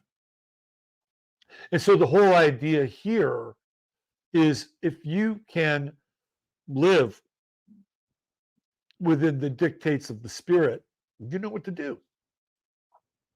And that's one of the beautiful things that I came away from with that video. And what was really interesting is that Steve Zareleth, who I did this interview with last week, we talked about how a lot of Christians want to put God in the box. That guy does not have God in the box, right? That's everywhere for that dude. Like, it's nature, it's everything. And he's living with that kind of navigational system. It's right here to here. And then once you get here, then the whole idea is to begin to master your the other parts of your life. Here it's personal love and children, home and family, educating them, Taurus, creating a legacy, and then in Aries, understanding that you and this are one entity, right? That's the whole idea. And you can go this way as well. This way is a bit of a different journey, right? We're talking about the evolution of one being and what that one being went through. And then here, this is where we are, right here, right? The split between heaven and earth, this world and not of this world. This is the world here, and this is not of this world in a lot of ways. This is a different evolution, right? When we incarnate, we're here, pure spirit, right? Then we go to Taurus, and that's a whole different journey from here to here. Like from here, we do when we're pure will, we do anything we want. We laugh, we shit, we cry, we eat, and we have somebody clean it up, wipe it up, whatever, right? And then in Taurus, the first fundamental thing that Taurus teaches us is how to control our bells. That's what Taurus does. That is the first fundamental thing, and you are connected to your root chakra. You learn how to stop your shit just from going everywhere because you have to be accountable for your shit. That is Taurus in the second house. And then in Gemini, you begin to learn. You learn languages. You learn you have brothers and sisters, and you go to school and all that stuff. And then you start your family traditions. Well, this is what my family does. It's what my mother did. It's what my father did. It's how my mother did it, right? This is how the wheel works. And then in Leo, you fall in love with something, whether it's a girl or a sweetheart or a passion or a boy or a sweetheart or you fall in love with it. And then theoretically, you get skilled in it, right? We did this last week or 2 weeks ago, and it takes you around the wheel. Until finally you live your life and you go back to spirit, right? So this is the individual descent. And this is the, I would say, spiritual ascent and descent in sort of the Christian path of the life of Christ. It goes from here to here, right? We have legal judgment. Then we have the transfiguration. Then we have the split between the physical and the metaphysical. And then, hey, this is your job now. I did all of this for you so that you can do this and more, right? That's exactly how this evolution works. Then our evolution, in some ways, is opposite. But guess what? It all meets over here in Virgo. From the ascent and the descent from the realm of spirit through the life of one individual, which we've already demonstrated, right? Pouring spirit into the world, the disciples, the group, right, into the world, the judgment of the world, the transfiguration and the split. This story goes this way, our story goes this way, and here is where we meet. So if we happen to go through this drama again, this COVID drama again, what do you need to do more than anything? You need to listen, right? This is where the spiritual tests are going to come. You're going to need to listen. And if we go through a lockdown again, it's going to be much harder. I'll tell you, it'll be much harder. The stakes will be much higher. Much, much higher. And the price for capitulation over here will be much higher as well. We had a trial run, we had a test run. They got everything they needed from it. And the challenge right now is people are waking up. So we're on this interesting collision course, right? From here to here, from here to here. And the emphasis right now is here. And I just think it's so fascinating that these videos have popped up of these men in Appalachia, right? Eden, the first place. And these guys are primary. That dude is primary. Titus Morris is primary. Oliver Anthony is primary. There's no filters there. That's Aries. So I look around and I see this stuff and I'm like, we're on schedule, right? We are on schedule. And from the most rural and primal places in some ways in this country, we're being reminded of who we are or what we've been through and how our life can be that's untainted. What's really interesting about Titus Morris is that he suffered injuries with his feet. He broke both of his feet. And the doctor said he would never walk again in the same way. And it took him some time to get over it. That's where he, ironically enough, that's where he discovered God and Jesus, right? That's where he discovered it, when his feet were broken, which is the spirit in Pisces. Anyway, you can't make this shit up. And when I see somebody like him, I'm like, dude, you have taken God out of the box. You are living your journey and your mission. And it's happening at a perfect time. Absolutely perfect time. Saturn in Pisces. Neptune. Remember I said Saturn in Pisces. People are going to get religious, Saturn in Pisces, in a good way. Not in a bad way. They're going to get religious in a good way. The way that it was supposed to be. Right? Not dogma or doctrine. That guy is he's a living, breathing manifestation of the spirit. And that's what it's going to take for us to get through this. Yeah, I'm not saying you should go run out and get baptized and be a Christian. But it probably wouldn't hurt to start having some really important conversations with the God within you. I think it wouldn't hurt. Because we're going to be thrust into a time where we're going to need it. And we might need it sooner rather than later.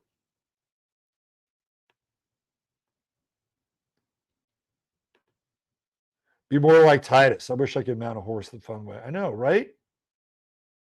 Absolutely.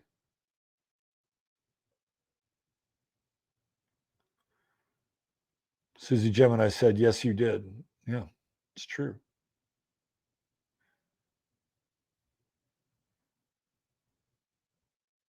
Oh, God.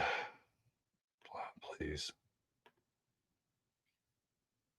Sorry, you had to bloodlust secretions. Look, we all have different ways of being in this world. Please. Please. You know, here's anytime somebody comes at me with the vegan trip, or anytime somebody comes at me with the vegan trip, I say, why don't you take your vegan ass up to the Arctic Circle and go tell those people? to go eat differently. Go tell them that. Look, if you want to be vegan and have a vegan lifestyle, that's fine.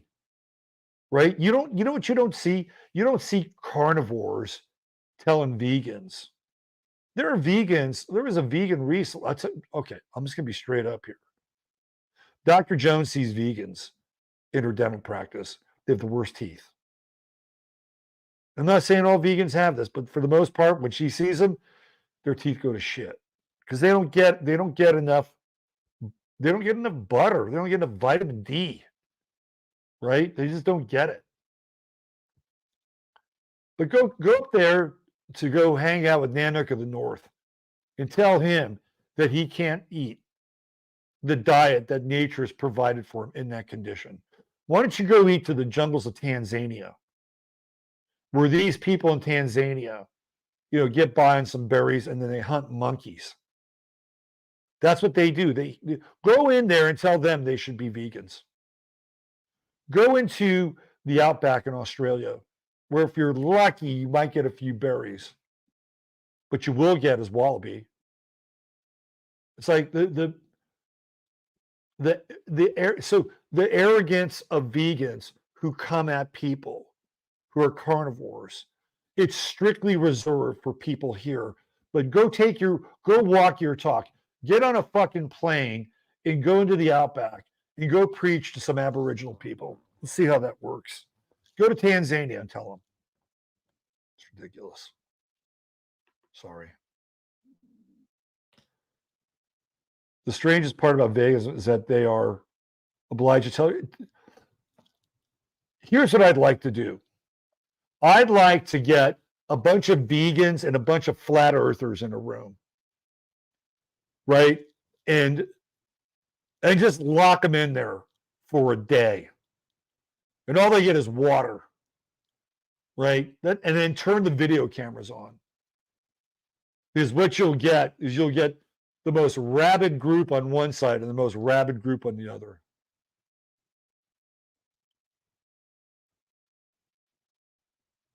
Are they for real? Yes, Elijah, they are. Native Americans ate buffalo. I'm telling you. It's like it's arrogance of the highest order. Sorry. I'm not sorry. Sorry, not sorry. It just pisses me off. Tony Bourdain had the same feeling. Let's see. Buffalo, so good. Buffalo is good. That sounds like a really good social experiment, right? Let's get the vegans and the flat earthers. Let's stick them in the New Orleans Superdome. Shut it down for a day. They just get water. Turn the cameras on. Let's see what happens. How about eating intuitive and knowing wherever you live in line with those? I'm good with that. You should eat intuitively with wherever you live. I mean, theoretically, right? I mean, that's what's there. Go tell, I swear to God, there's nothing that grows in the outback except some prickly shit and a few berries. It is God's forsaken land. But they have things like, wallaby and kookaburra. And I've met Aboriginal dudes, right? I've met them. That's what they get. They're meat eaters, for crying out. They're one of the oldest groups of species on the planet. Australopithecus, right? That's what they eat. Go tell them not to eat that. It's a pet peeve of mine. Jones says Western price diet. There you go. The flat earthers would probably end up eating the vegans. That might be the comment of the night. Flat earthers would be way more fun to hang out with. I would say they would probably have more dimensions. But I've never met two groups who are as focused on one single idea more than those two. CR user, I grow a lot of my own food, but I come from farming. By the way, I'm part Australian Aboriginal. Yeah, man, what's the diet there? It's not kale. You're not having kale smoothies in the outback. What about realm earthers? How do I feel about them? Realm earthers are fine. I don't know if anybody's got the full story here. I don't think anybody's got the full story. I talked about the firmament. I talked about Pisces, a crack in the firmament. You know, the galaxy or the galaxy, right? I mean, I think that there's some truth to that. You know, Pisces and the Fisher of Man. I mean, I feel like we're in a really interesting realm. I have no problem with realm earthers, not at all. If you want to describe this place as the realm, it's fine. You know, I feel like whatever this place is, it's probably more like an egg than anything else. If you look at the egg, it's a universal fucking symbol. I'd go with an egg. Poi, here we go. Poi, lots of roots, and fava beans. There you go. Paula says, if a person insists that others live like they do, they're not convinced themselves. I think there's some truth to that. You know, I fucking hate it when people, I do not go into somebody's world and start telling them how to fucking live. I've never done that. You know who does that? Californians do that. Californians do that. Just don't tell other people how to live. It's obnoxious and it's arrogant. Sorry. I'm a projector. You ask me and I'll tell you. But I won't tell you unless asked.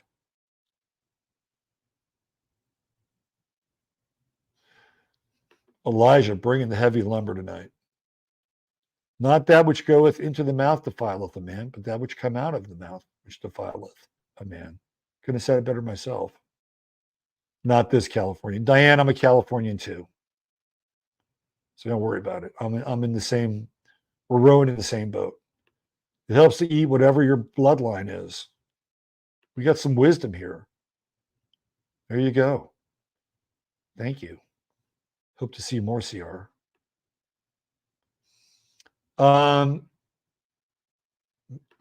Yes, I've seen longtime vegans get sick and revert to eat meat. I had the recovering vegan on my show, my friend. Right? I knew her. She got super sick.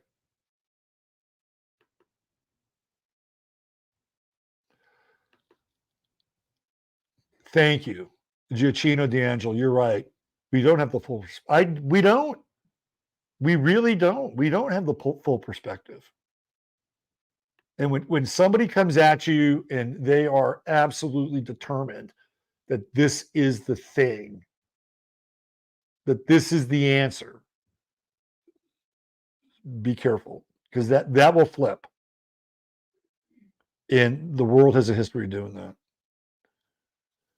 All right. User 13 says, I heard the idea that it's an eye, a round eye, where we're just the flat on the iris, and the optic nerve is a pole that creates a toroidal field. I like it. I like it. That's a great one. I like the egg. The egg seems to be universal. And theoretically, when we look at the so-called world, most of the so-called world is above the equator, right? So if that's true, and even when you look at something like Africa, kind of goes like this, right? South America kind of goes like this. You know, they have that kind of tail dropping down to the bottom. I'm just saying. I'm not here to convince you that it's an egg, but it feels like an egg. Typo need meat, right? There we go. Typo needs red meat. We're cavemen. That's how we roll.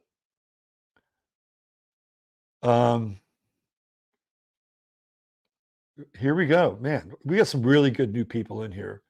Giocchino D'Angelo says, yes, the whole vegan thing is not necessarily a one-stop shop. Vegans lose out a lot just by not eating eggs. Jeff Beck ate eggs. Jeff Beck ate eggs. I think he had milk too. I think Jeff Beck had cheese and eggs. He seemed to be pretty healthy. He seemed to be just fine. Steve brings up a good point. 99.9% of the plants are poison to protect themselves from vegans. You know, people don't understand this about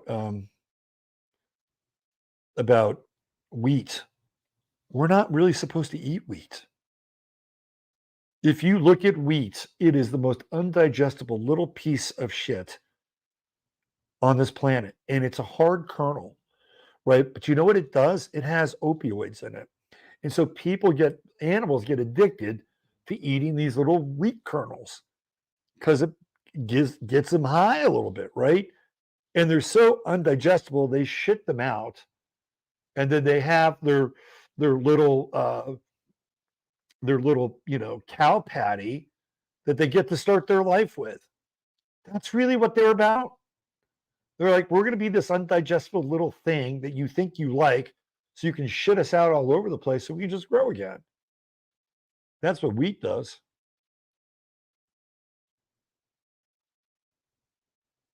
All right, you guys are my peeps. Why mention flat earth people? Because I'll tell you why I mentioned flat earth people. Because flat earth people, this is not a slight. And so, there are some flat earth people. My buddy Jamie, love him. But I've seen flat earth people, especially on Twitter, they're sledgehammers. They're just sledgehammers. That's why I bring it up. Like, I don't know. They're just sledgehammers. It's like they found the truth. And if you just grok flat earth, you'll untangle the greatest Gordian knot ever. And maybe that's true. But I brought it up because flat earthers, not all, but some, I just have to be, Libran here, that they display the same type of zealotry that vegans display. Vegans that have found the message or found the light. That's the only reason why. It's the dark end of the spectrum kind of irony. That's all. If you're a flat earther and I managed to hurt your feelings, it was not my intention. My intention is to provide at times caricatures for any group, and we all have them. Fuck, astrologers have them. Astrologers have them. When you hear astrologers start talking about Mercury retrograde and all these memes about Mercury retrograde, it makes me not want to be into astrology, honestly, because it becomes like a joke, right? It just becomes a joke. And I see this on Twitter. I see it on sometimes, I'm not on TikTok, but I see the videos. And we can de-evolve into caricatures of the things that give us meaning in our lives. What you don't want to do is you don't want to bang the drum to the point where you drown everybody out. And everybody knows what that looks and sounds like. It's dogma. And when people see the light and get the dogma, they will bludgeon you to death until you see what they see. And maybe sometimes you need to have the Roddy Piper, Keith David fight in the alley to stick the sunglasses on. Okay? Maybe that's what you need to do at some point in time. But zealots are zealots. And I've seen zealotry in flat earth. I've seen zealotry in veganism. Hell, I've seen zealotry in the Q community. Zealotry is zealotry. Once you think you have found the truth, then you are a candidate. The truth with a capital TRUTH, then you are a candidate for zealotry. Just saying. Meant not to inflame any flat earthers. There are a lot of very interesting things about flat earth, but I'm not gonna sit here right now and say, yeah, it's a flat motherfucker, round motherfucker, egg motherfucker, realm motherfucker. Right? There are things that we can look at and they're interesting and they make sense. And there are other things that we can look at and we're scratching our heads. And we've been scratching our heads for a long time. Anyway, there you go. There's that.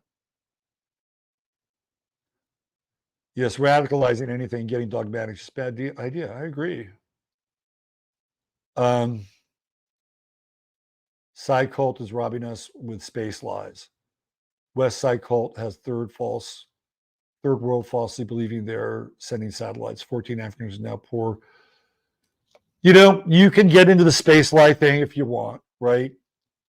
That's fine. You know, that's fine. There's a thing out there. We look at it, and you can have any kind of relationship you want with that thing. We're going a lot longer than NASA has been here. A lot longer. And there are cultures that have relationships with so-called space that predate written traditions. Like, look at the Dogon. The Dogon were able to locate Sirius B before it was even discovered. Like, they knew where it was. Why? Because Nomo came down to him and, you know, gave them all the tools they needed to have a civilization, theoretically, right? So there are things that have been happening with our sky before we started to have H.G. Wells novels and have NASA, you know, do their little moon flight dances. Those things are interesting, and they predate us. There are descriptions of the sky without the moon in certain cultures. There are descriptions of the sky with a very different hue and tint, right? Anyway, I'm not here to force anyone's cosmology onto another. But if we're going to tell the truth to somebody in Africa, if we're going to rip away the Band-Aid in somebody in Africa, it's probably not going to be ripping away the space Band-Aid. I think they've got some other things that they probably need to hear before the satellite story gets told to them. You know, maybe they should bring Bill Gates over there and have a nice conversation with Bill Gates. Anyway, that's it for tonight. Thank you all for being here. Thank you for a spirited discussion, especially here at the end. I'm always interested in hearing your points of view. And what I like to do is I like to get things out on the public record for people to think about and talk about. And especially as it relates to astrology, which for me has always been an interesting tool and guide since I've gotten into it heavily in 2008. And I've been tracking things. And there are a lot of things that are really viable and worth tracking through the personal chart, through any kind of number of charts where we can, you know, begin to have a different relationship and a different model to decode the world that we live in. It's another tool. It is not the tool, but it's another tool. It's one that I like taking out here on Friday nights and having some fun with everybody with. So thanks for being here. Thanks for listening. And I wish everybody an incredible week, and especially as we see some sea change here with the sun coming on to Regulus, and we have the sun opposition or the Mars opposition with Neptune, right? So there's some things happening this week. Stay on your toes and use your head in order to discern what's real, your heart to set what's possible. Mods, thank you very much for all your participation and the work that you do here every night on Sunday and on Friday. I really appreciate it.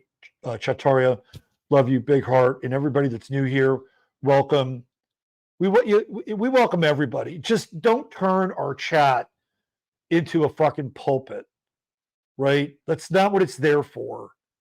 If you have a spirited exchange, that's fine, right? Talk, listen, exchange. We don't need a bullhorn in there. Sorry, no bullhorns allowed. All right, that's it. God bless y'all. We'll see you tomorrow night. Serious Sports with Al Dog. Take care. Bye for now.